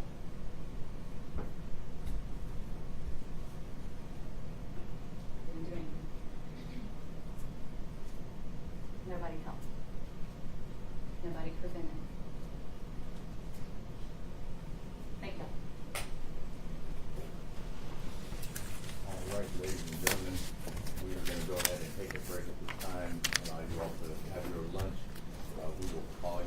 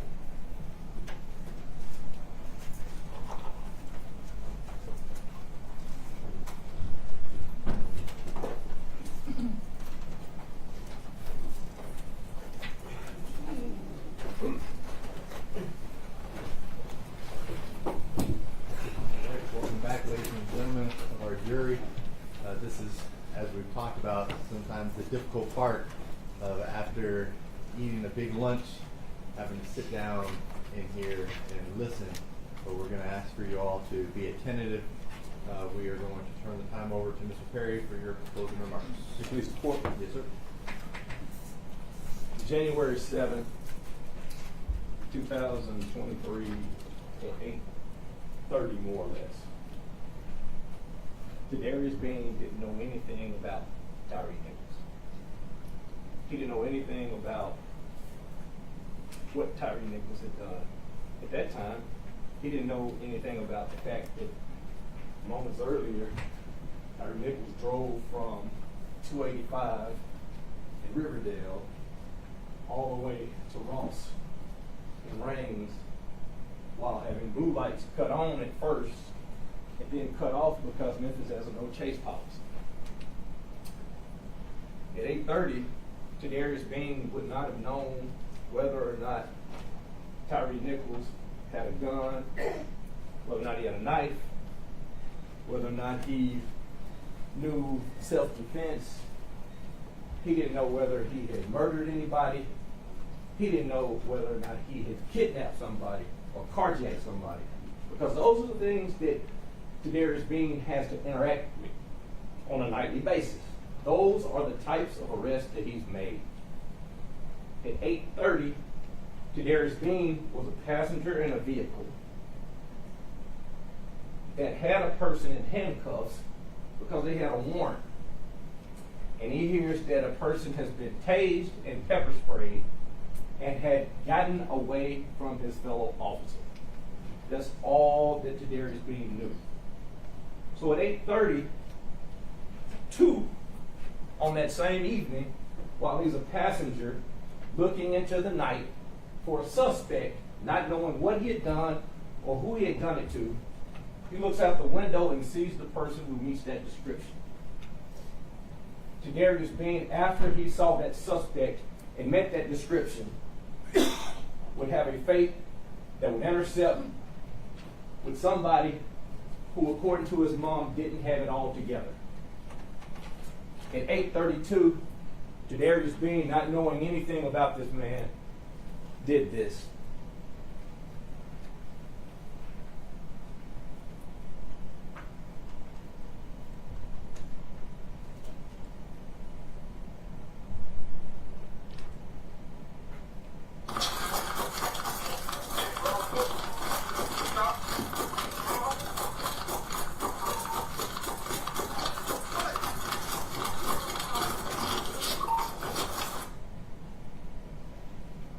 That's what he's trying to do. He sees a person that meets a description and he runs to get that person. No more, no less. He doesn't know anything about this.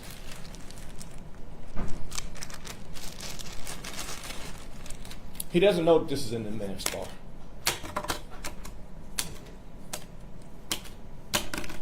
None of those items belong to that man. But he doesn't know that. All he knows is that this person, after being lawfully stopped and attempted to be searched, took off running and overcame 3 grown men. And he attempts to do his job. I told you at the beginning that the law in this case would come from the judge, and that hasn't changed. But the facts come from this stand. And the facts that were turned in red on this all support not guilty verdicts on all counts for Tadarius Bean. Every witness supported Bean's not guilty. Every one of them. When asked about him holding this person and why he's holding him, every witness says the same thing. You can't let a person go if he has one cuff on and one cuff off. You just can't do it. Every witness, all of the documentary evidence supports Bean being not guilty. You see those items that are stolen. That's from the person who was just getting sesame chicken. But Bean doesn't do anything to punish this person. He's trying to apprehend him. Every witness says that. Every witness and all the videos support the fact that he's not guilty. And we'll go into these in more detail in the moments to come. If you isolate the actions of Tadarius Bean, did he have probable cause to chase the suspect?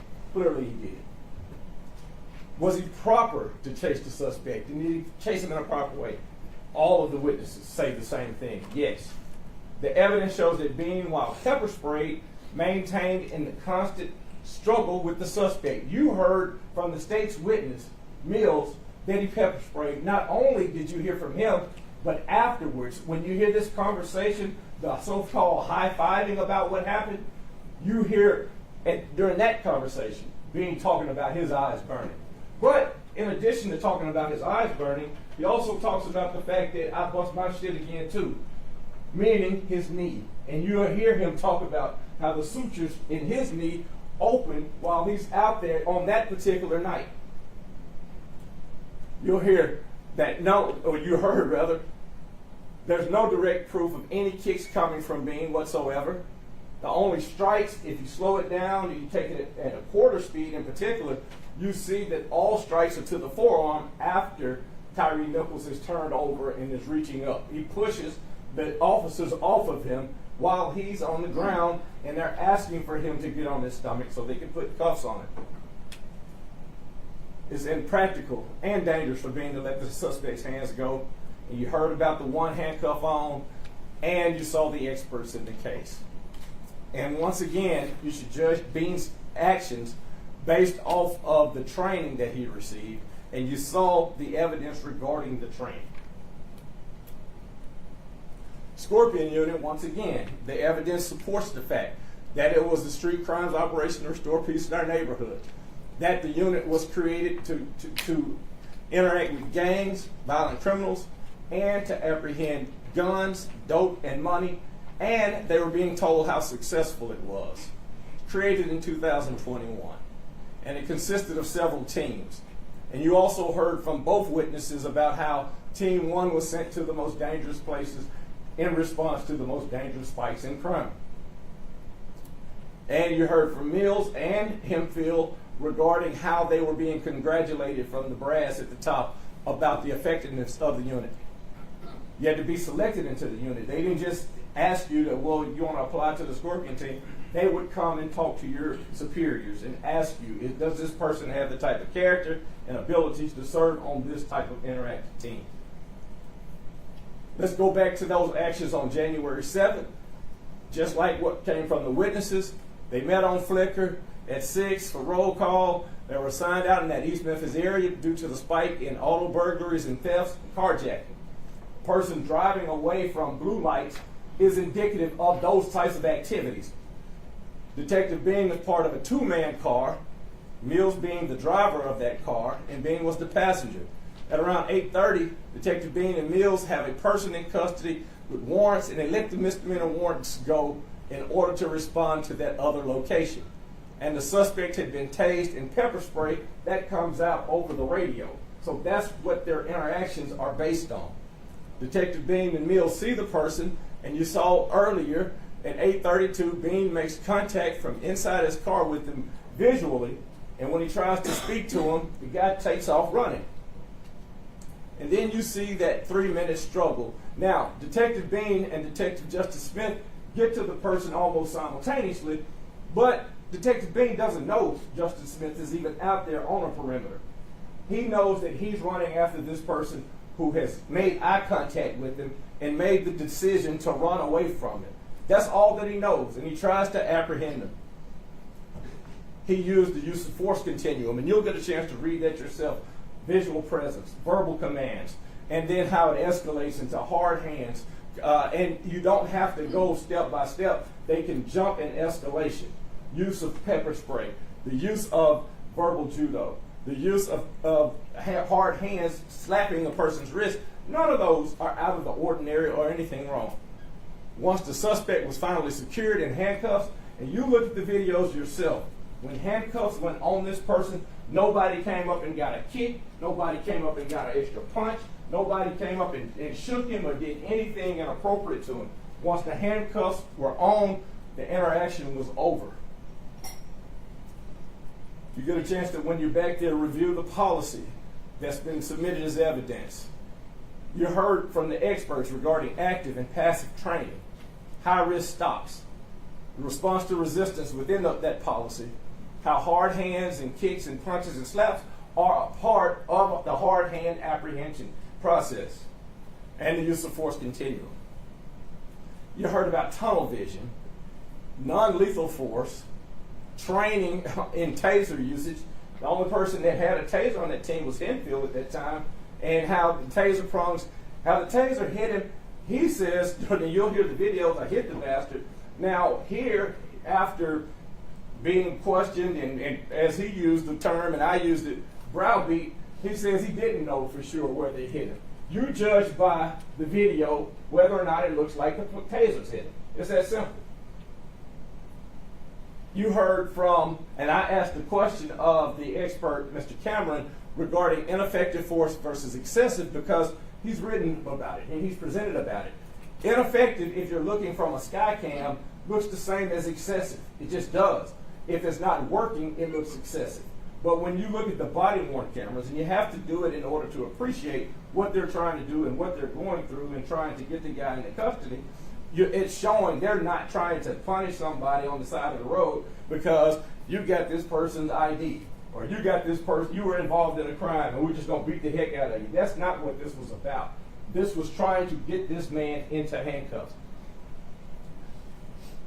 Mr. Mills regrets using his aspartame, and I'm sure he regrets the verbiage that he used. I wanted him to testify, and he did so, about the time in which he changed his plea, because his initial statements was it was by the book. He didn't have the access of the book and looking at it and all that stuff at the time. This was a mere day or two afterwards, and he talked about how he responded and how he acted. But after hours and hours with the Department of Justice, and somebody saying, well, it sounds like you're pissed off, yeah, it does all of a sudden change to, well, maybe I shouldn't have used the aspartame. But in fact, he used the aspartame verbatim the way that MPD teaches you. 3 strikes to the arms. Nobody's hit this man in the head with an aspartame or with any other instrument. He does not get struck with that aspartame anywhere but where they train you, between here and here. And you'll have the opportunity to go back and look at Mills' body-worn camera in order to assess that. And it's important that you do, because it tells the story as how they are moving away from the person, and he still hasn't come into compliance with their request. The use of an aspartame happens. The witnesses in the case, when doing the opening presentation, you don't really know exactly how much a person might be incentivized by the fact that if you're looking at life and you know negotiated down to no more than 15, etc., that might play a role in saying, well, you know what, I'm going to stretch the truth this far against them. But Mills was honest.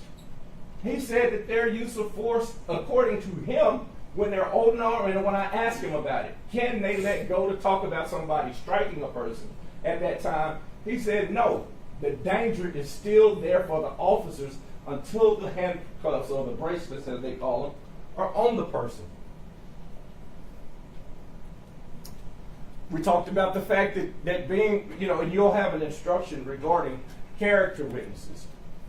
Nobody refutes the fact that Bean has the type of character that he had, that he's by the book, that he won't go get a hamburger in an issued car if they say you can't get a hamburger in your issued car.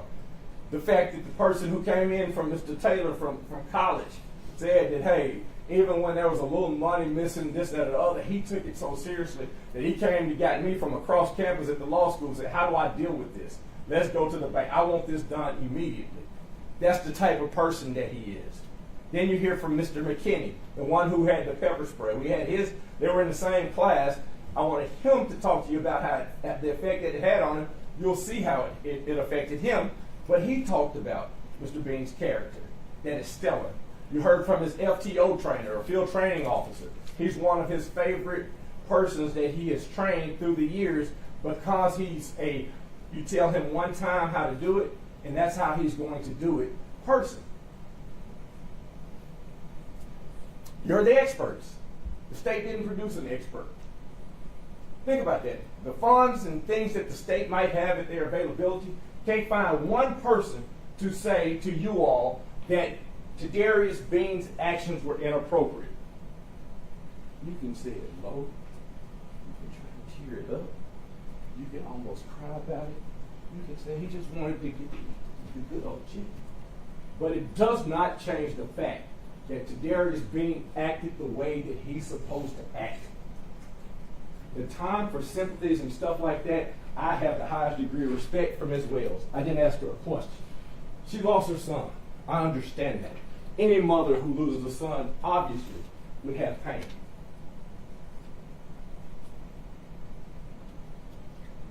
But driving is a privilege. A person cannot take that privilege to do whatever it might be. Driving, having to stop for blue lights, getting out of a car and acting like you might have done things that you didn't do. They don't know the answers to that as public servants while they are trying to bring this person into custody. They don't have the privilege of second guessing it. It's not fair. All of the experts indicated that Bean's actions were appropriate. And then look at the videos. Keep in mind, and it's kind of underscored when Ms. Headley was discussing it earlier, but Bean cuts that video on. The video does not all of a sudden get volume a minute later. What it means is while he's running towards the person, he hits it. And it's your body-worn camera is constantly recording, and then once you trigger it, it keeps the recording instead of recording over it. That's why the volume doesn't come on for a minute. So after he's in the course of running towards this person, supposedly going to do something to punish the man that he's never met before, he triggers his body-worn camera and gets to him and then stops him. But that's his body-worn camera that you hear her discuss about the sounds and things like that. It comes off because Tadarius Bean, while he's trying to arrest Mr. Nichols, is in that scuffle where Mr. Nichols is constantly reaching up and knocks it off. But that's his triggered body-worn camera. The officers were aware, and you heard Mr. Mills say, well, I didn't know it for days later. There's no testimony whatsoever as to what Tadarius Bean would have known as he's running towards the person, and they pass this blinking blue light. They know that there's an overhead there. That's no surprise to them. Now, as far as the person who was there and he's been talking about the hours that they've spent in front of Department of Justice, then it might change to a shocking moment. Yeah, that was the first time I knew about it. But there's been no testimony as to whether or not Tadarius Bean knew that there was a recording. What we do know is that he recorded himself because he hit that button. And you got to consider the distance and the angle of that pole camera. Next one. This is an isolation of the punches that we're talking about, and it's taken from the Skycop camera time. And so it just outlines the force that's used. The red lines at the top, you got two different kicks. You can't tell whether they land, and Ms. Headley talked about a thud on a camera, from the sound of a camera. That's not the same as looking at something and telling whether or not that type of force was administered. And you definitely don't know whether or not it's being seen while Tadarius Bean is looking down at this guy trying to bend his arm in a way to put handcuffs on. The baton being deployed. If you'll note, and I forgot the exact phrase, but it sounded like clear or move back, when he pushed the baton out, they didn't stand in a location around Mr. Nichols to make this ass baton have to hit him in the head. They cleared so he could get to the place where they tell you to administer the blow, to the arm. That's why they get out of the way like that. And that's how you're supposed to. Then it appears that Martin slaps him with an open hand, and then Martin hits him. And nobody is here to say Martin did not hit him. Martin's not here. So as to what was going on in his mind and what he thought he was going to do, there's been no testimony regarding that and how Tadarius Bean, who's holding on to an arm in these seconds, can all of a sudden say, hey, time out everybody, y'all stop, everybody stop. And know whether or not Mr. Nichols is just going to stand there and say, we're all good now. You can put the handcuffs on me. But what I do know, brutal though it sounds, after the hitting, he fell when they pushed him put him to the ground, and the interaction stopped while he's back on the ground.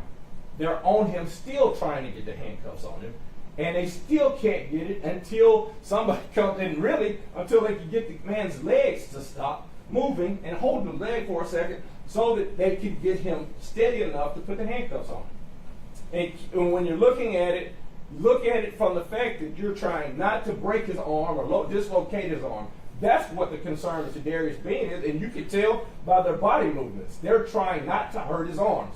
That's what they're focusing on. They're trying to get those arms behind him, and he won't put them in a position where they can put the cuffs on him. And it's that simple. There's a lot of discussion about the size of the individual. Darius Bean's 5'10". Tyre Nichols is 6'3", according to the hospital records. According to the records, he's 180, and he's 6'3". Next.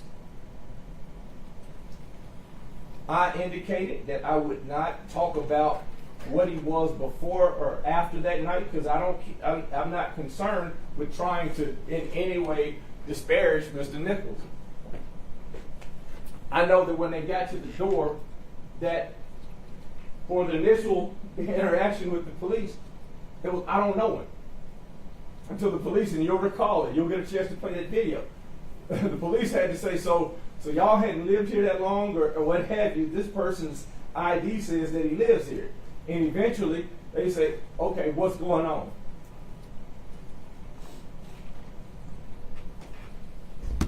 They don't know what all he's into. But there definitely had to have been something that this person said, I don't know. So you're expecting Mr. Bean to know the level of force and the level of coercion that it would take to get this man in the handcuffs when his own folks say that they don't know him.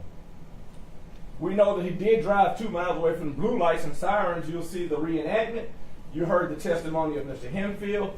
And you'll see the videos that are involved. And you'll see the camera inside the car of Mr. Martin. You know that he ran from the first scene and he ran from Detective Bean. That was from the testimony of Henfield and from Mr. Mills. Nichols drove in a manner to avoid police detention. That's according to Mr. Henfield's testimony. We know that he refused to stop and he subsequently resist arrest. Mr. Nichols would know that he had dope in the car and the stolen credit cards and the stolen ID. Does he have a right to resist being stopped? All of the experts say that he doesn't. Ms. Headley says that he doesn't. And I agree that he doesn't.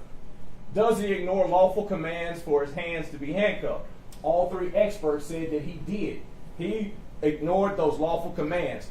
Was he actively resisting by running and walking and pulling away from Detective Bean? And the answer is yes. And that's according to all of the experts that are involved. And the actions at 6705 Ross Ridge are important because they show that this is not just somebody trying to get home for chicken or whatever it might be. This is the actions of a person who's doing whatever he is between those cars, trying to avoid being arrested because he knows what he has done and why he's trying to get away from them. They don't know that. They don't have the ability to check inside of his mind. They don't have the ability to even know he's out at 6705. They know that he's gotten away from them and they're trying to bring him in. That's all. Darius Bean is on trial. Mr. Nichols is not on trial like Ms. Headley said. You know, he graduated. He goes to the academy. He gets out of the academy. He's riding with Mr. Turner. He started out as a patrolman 2. Mr. Turner was an FTO officer. He had no write-ups while he was in that precinct. He had no complaints against him. And this is not only while he's in the precinct, but while he's a member of the Scorpion team. He had no issues or accusations of misconduct. Keep in mind, this is not some case when they're talking about, because you'll look at the official oppression, the oppression charge. This is not some case where they're out trying to beat up guys that are accused of selling drugs or trying to make a fast buck or doing something to escort dope dealers or to try to beat up somebody behind an alley because allegedly he did something wrong or that they disagree with. This is simply textbook police work where you're trying to get a man into custody that is resisting, and you can't do it. And he took his job seriously. He was assigned to Team 1, and that was it. These are the reasons why, and you'll have the 7 charges, and I think you got 35 different subsets. And sometimes people say, well, we don't think that it was second-degree murder. We think that it was reckless homicide, etc. All of those charges require some form of intent or recklessness. And keep that in mind. So the word that you will see in those charges will show that it can't just be, well, we got to, us 3 want all acquittal, and the rest of us say, well, we should give the family something. These are not compromise charges. These are charges that have to be met until they give violence to your individual judgment. In other words, these are charges that they had the burden of proving, and they just haven't proved. But in this case, unlike most cases where it's something, and I'm going to go through a chart with the burden of proof, etc., where you actually have reasons that you can rely on while you're arguing back here with your co-jurors, if there are any people that think that they've proved anything. Number 1, being in response to a distress call the way he's trained. Do you want your officers not to do that? Number 2, there's no plan to harm anybody. All of them said the same thing. There was no conspiracy or, hey, first guy we get tonight, we're going to try to beat the hell out of. There was no discussion about Nichols whatsoever. Number 3, he chases the suspect as he's trained down a dark street. He doesn't know what he has. He relies on his courage out of that night that covered him black from pole to pole, like the poet would say. He did that on his own as he was trained. Knows the suspect has overpowered 3 officers. That's what the call out is. He knows that that's dangerous. Number 4, only hits the suspect's hands.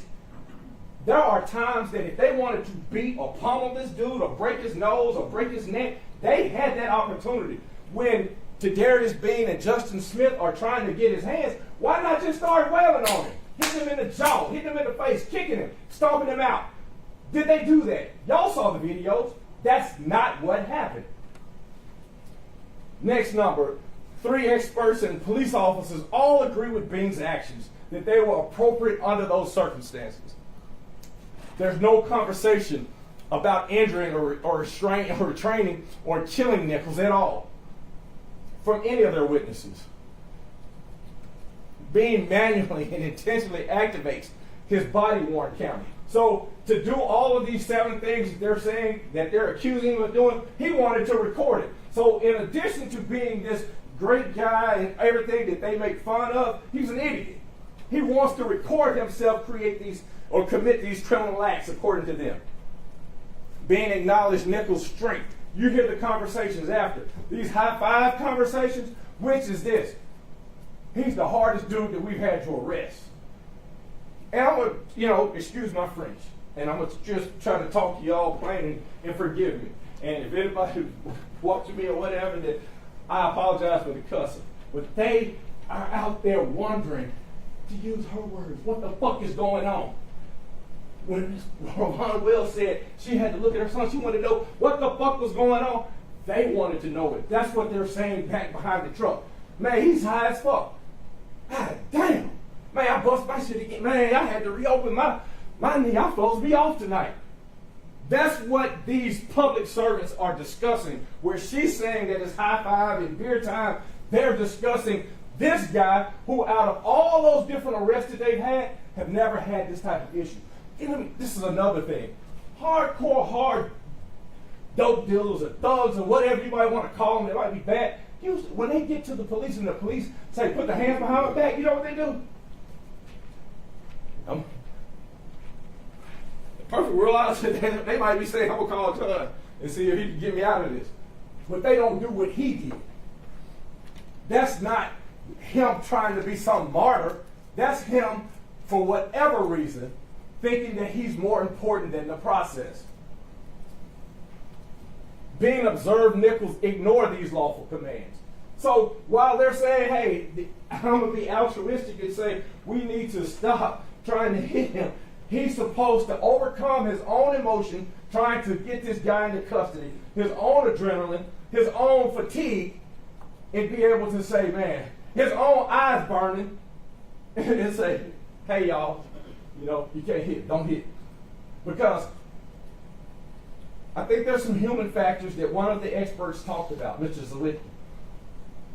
Being observed, Nichols gathered his legs up. Remember when he's on the ground and they seemingly would have come into some compliance under, you heard Mr. Mills talk about what the aspartame does.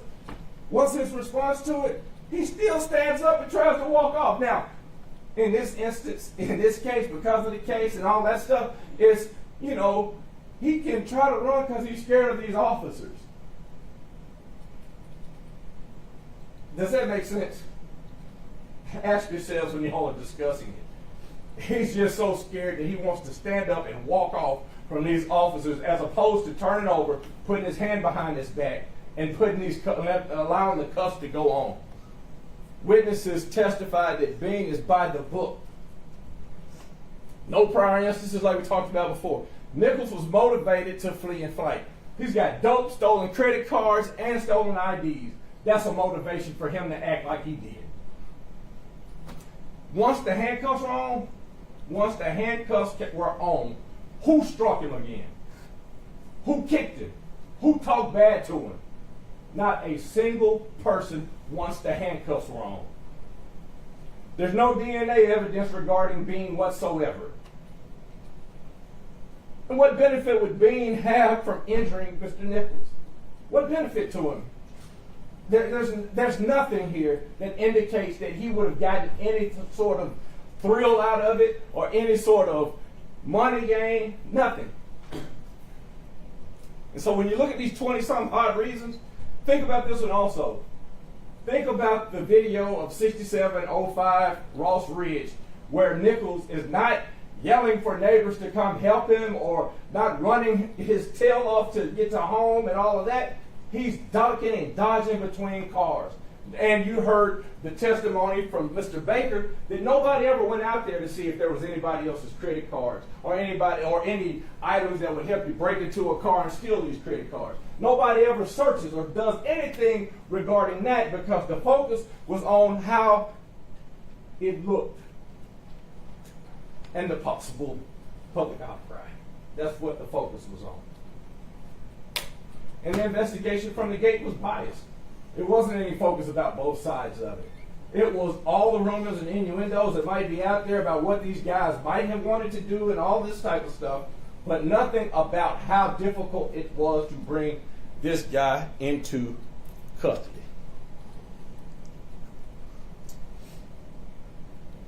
This is only, and this will not go back to you for evidentiary purposes, but I want to give emphasis to it because it shows where he is, and you'll have your own individual notes. And this is during the time that there were any strikes rendered. And this is based off of the overhead of the Skycam video.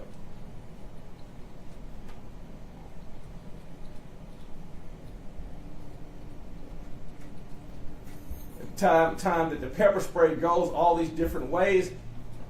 Mr. Bean's eyes are still blurred and burning, but he has to have a hand on this suspect that has run off from 2 different locations. And he does that. And that's at 20, 33, and 57.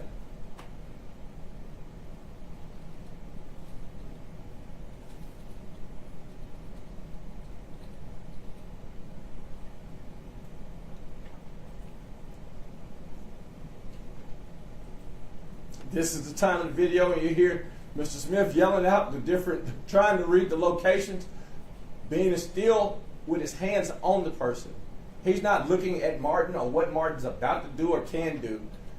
His focus is down, and you look at where his head is, it's down. And that's at 20, 34, and 12 seconds.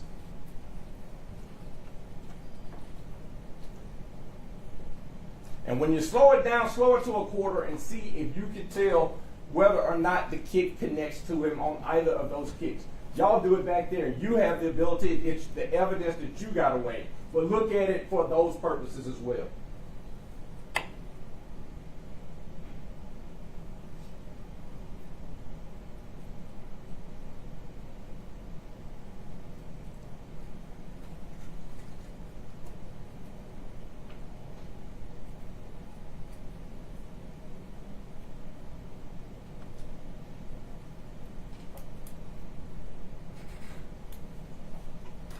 Mills is walking off, trying to regather his breathing. Bean and Smith don't have that luxury. They don't have that luxury to gather their breaths.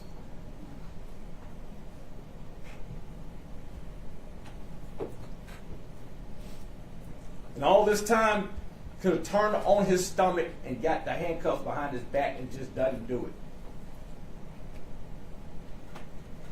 This is when the first blow from the baton. You'll see the one hand is gathered by Mr. Bean, and he's holding it as the other is attempting to put the handcuff on.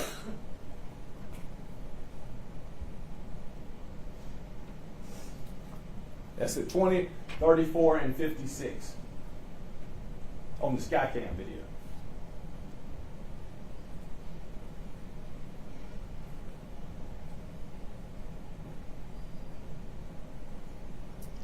This is the second blow from the baton. Same position, and he's holding that arm. The suspect is still done what the expert referred to as blading his body, or having his body on the side, not on his stomach, trying to get handcuffs on.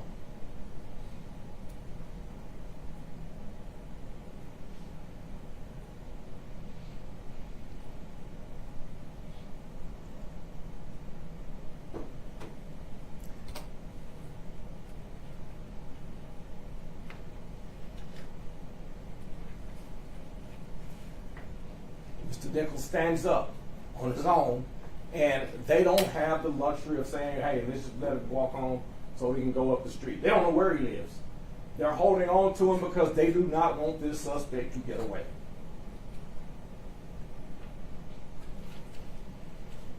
When you're at 2035-08, analysts on the jury and people that are athletic and understand center of gravity, look at how he's pulling when you look at the video and you're isolated at that time.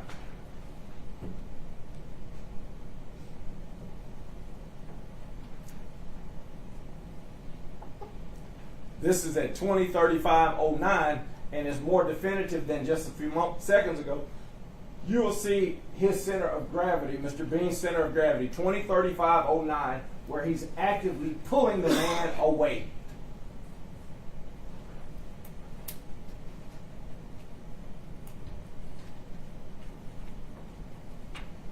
Away from any kind of blows from.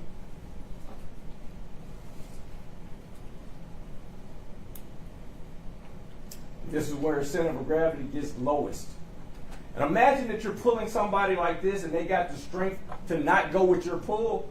That's where it comes about. Man, he's strong as an MF. He's strong as hell. That's what the other folks are saying. All me saying when they're over there is, man, he was eating. That's what they are offended by. The fact that after dealing with all of this, they say, you know, a person takes pepper spray, punches, etc. Man, he just was eating that stuff because it looked like he was high to them.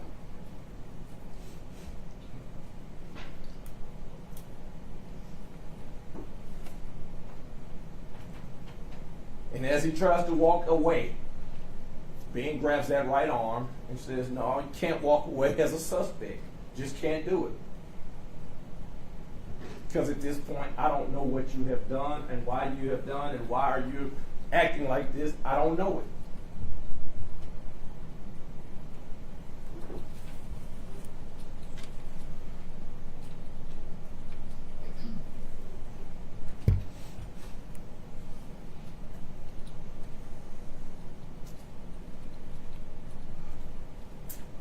That's it.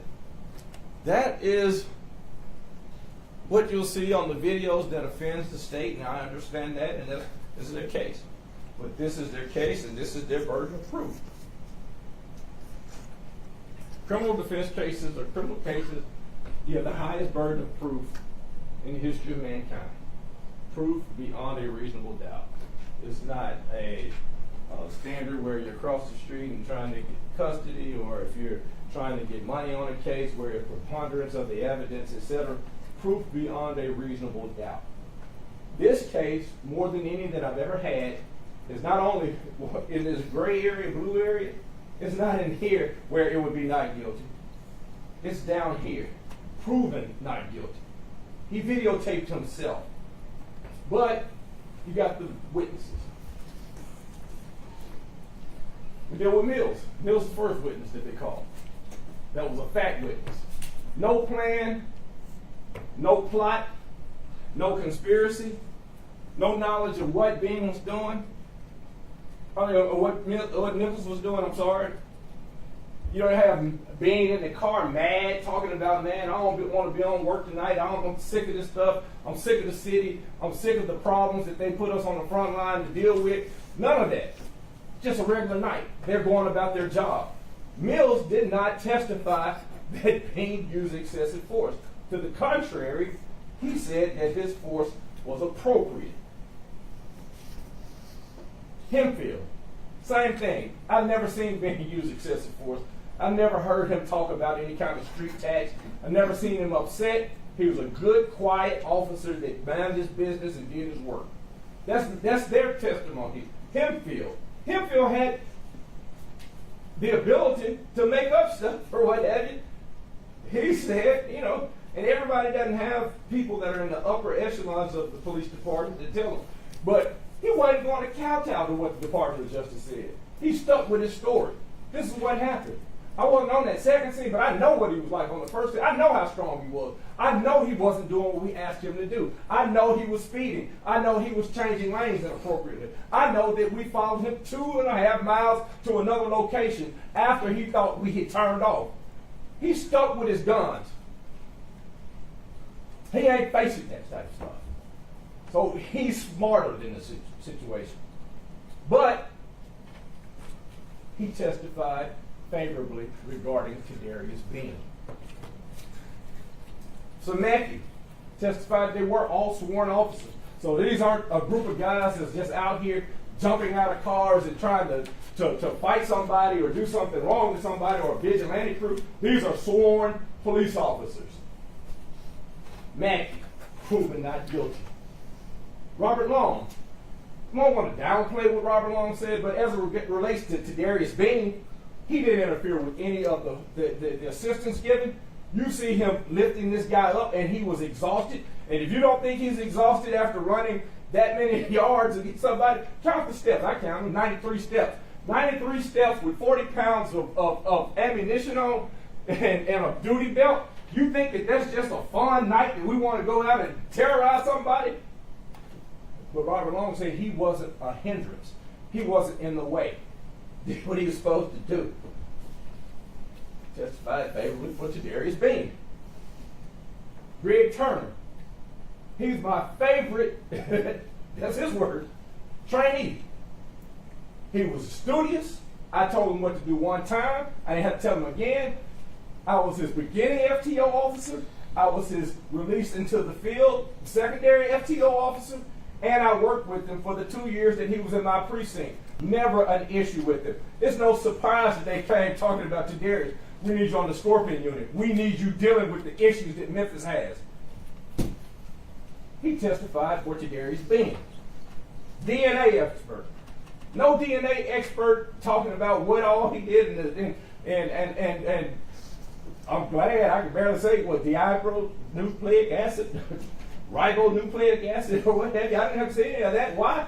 Because there's no evidence regarding Darius Bean. Proven not guilty. Kevion Taylor, I'm jumping back to a character witness. Knew him in college. Knew him at a time that, you might want to get it together. He wasn't 29 years old, he's 20. But he had it together. He had his act together. In college. That's a character person. That's not somebody out playing games at night. That's a character person that has what it takes to have been a sworn MPD officer that wants to work and get home at night. Proven not guilty. Marco Ross? Was there any evidence about anything that Bing did regarding any strikes to the head? No, they want to say that Bing, while he's holding this guy who has broken away from 3 officers already, is supposed to be responsible for what kind of day Detective Martin might be having. But we know one thing, that blows to the wrist didn't cause it. Blows to the wrist didn't kill him. Marco Ross, he testified in favor of Tadarius Bing. Jordan Riley, Kelly Rogers, might have forgot the names, but we know one thing, they didn't know Tyre Nichols. We know that. We know that he had their stuff in their car. We know that. We know that they didn't get a ride from him and forget their purses or what have you. Why do we know that? Because this stuff happened back in October. This stuff happened back on Halloween. And ironically, the stuff is stolen on the same night and it happens to be in the same person's car. I mean, y'all are 12 people, and I don't know, well, about 14 at this time, but it'll be 12 eventually. I don't know who's smarter or who's not, but you're smart enough to have made it here. A lot smarter than I am, but I can figure this. The stuff didn't belong to Tyre Nichols, and it's in his car. So whether or not it's Sesame Chicken or trying to get away with their stuff, they testified in favor of Tadarius Bing. 3 experts. They might say, man, well, how long have you been, Zwicky? I don't know how old Zwicky is. Zwicky's a lot better shape than I probably am.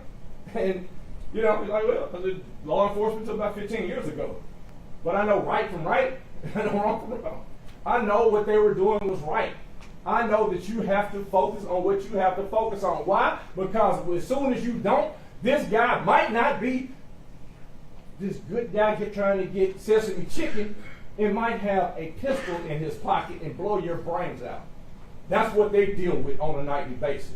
I make a mistake at the table, Martin lean over and say, hey man, you know what, you might should have asked that. You know what, Mr. Stingle might look over and say, hey man, what about this, what do you think? They make a mistake at their table, they can conjure up and say, hey, we should have asked this. That was a bad analogy. Let's do it this way. They can have those conversations. They can have those conversations for an hour. They can talk to you 2 hours about an incident that took place for 3 minutes. Tadarius Bing can't do that because he'll get his head blown off. He doesn't have the choice of whether or not this man has it together. He does not have the ability to make that assessment. The games have to stop. All 3. Because the state wanted them to, would ask questions regarding the circumstances that they were facing, testified in favor of proving not guilty. I told McKinney last, next to last, because McKinney knew him from the academy, and then he also testified about the eyes and how it feels. And you'll see his video back there. And when he testified about that situation, Johnny Major said, character is when nobody knows what you're doing. Character is what you do when the lights are off. Character is what you do when ain't nobody else watching. That's what character is. Wasn't nobody watching that car when he said, hey man, come get me and run me a mile up the road. That's character. That is a person who has a fiber in him that nobody else can define for him. So when the New York Times dude called me and said, hey, I want to do a story on the parents to see what they think about it there, you know what I can say to them? I can say, hey man, if I'm his parent, I'm jumping up and down with pride that my guy could get out of a car and run after somebody who he knows nothing about because that's what he's sworn to do. I'm not answering the door and saying, hey, does Tyre Nichols live here? No. And these are good people now. These are good people. Good neighborhood. Solid stepdad. Solid man. Help his son get a job. Works with his son. I don't know him. I don't want his problems here. I don't know him. You think about that. Police knock at your door about children. I don't know the man. I'm sorry. I got to do it. Now, pity. If her son wasn't together at 29 years old and he's out on the street and he's running from where the police are, if he's running from them, I'm sorry. If he doesn't have it together, and he should have it together, I apologize to her. She's a good woman. Cussing don't bother me, because I'd be cussing about my son if he's dead. That don't bother me. But I know one thing. He didn't have it together. Tadarius Bean had it together. She testified for not guilty. She testified not guilty. So this is where we are. I don't know how much time I got left, but I'm about to beg because I don't have a vote. I don't have the ability to stand back there and to say what's right, what's wrong, or anything. I spent 5 days in your city, and I respect you guys for coming down here and being willing not to make up some story about not wanting to do it and overcoming whatever it is that is an imposition in your lives, because you got lives that you could be at home doing what you do.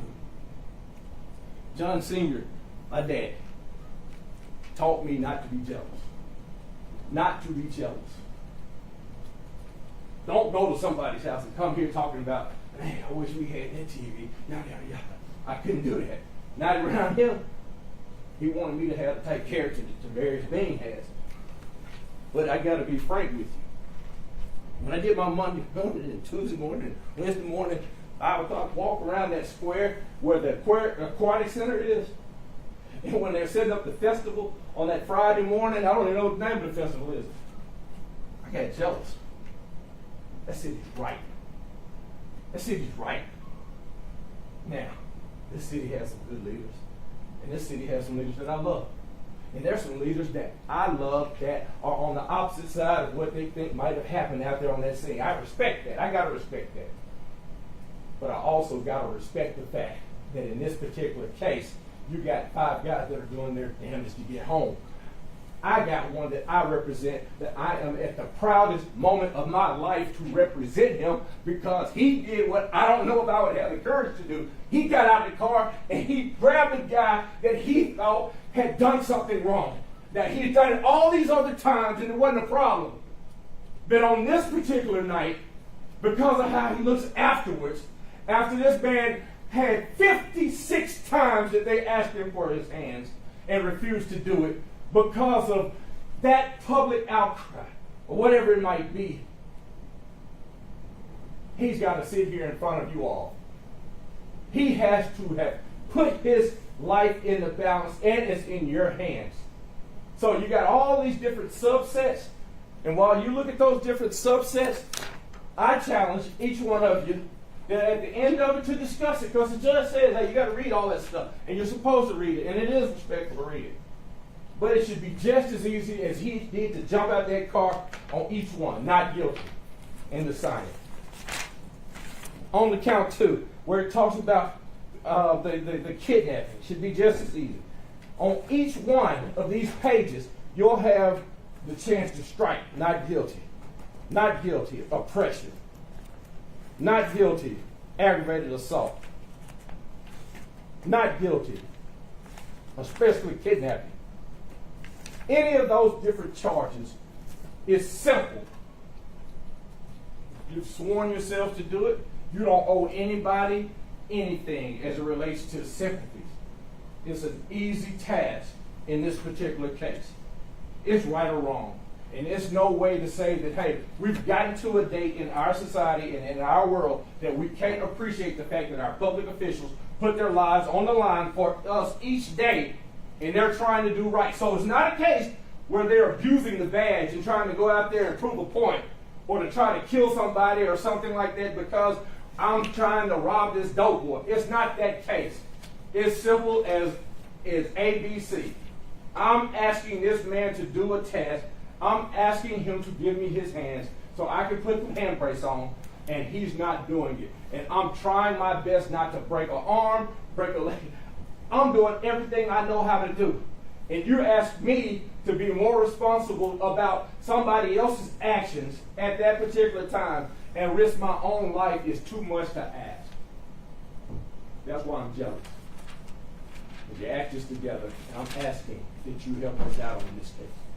That you, at the end of the day, make this an easy verdict and end this foolishness. Get back to where your lives are. Make us have to have what it takes to do the right thing in this case. Overcoming any sort of public sympathies and things like that is simple. Tadarius Bean is not guilty.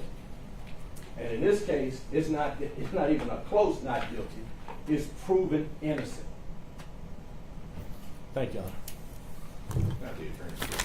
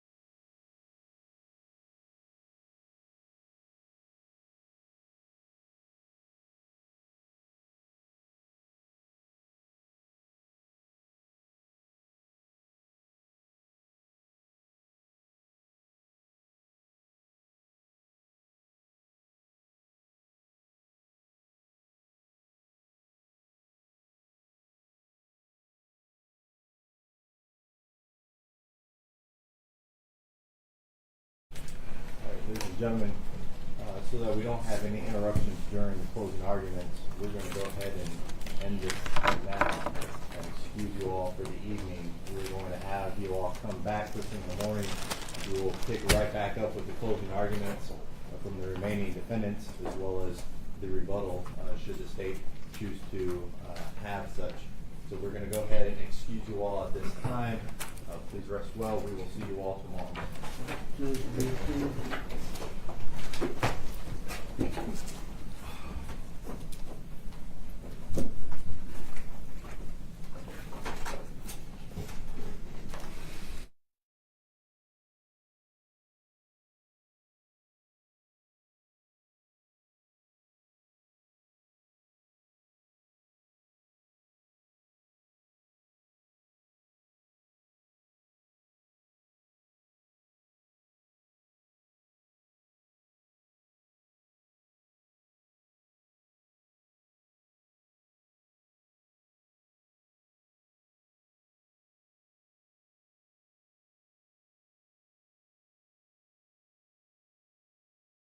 Not with his Yes. Okay, thank you. Be no longer with the jury.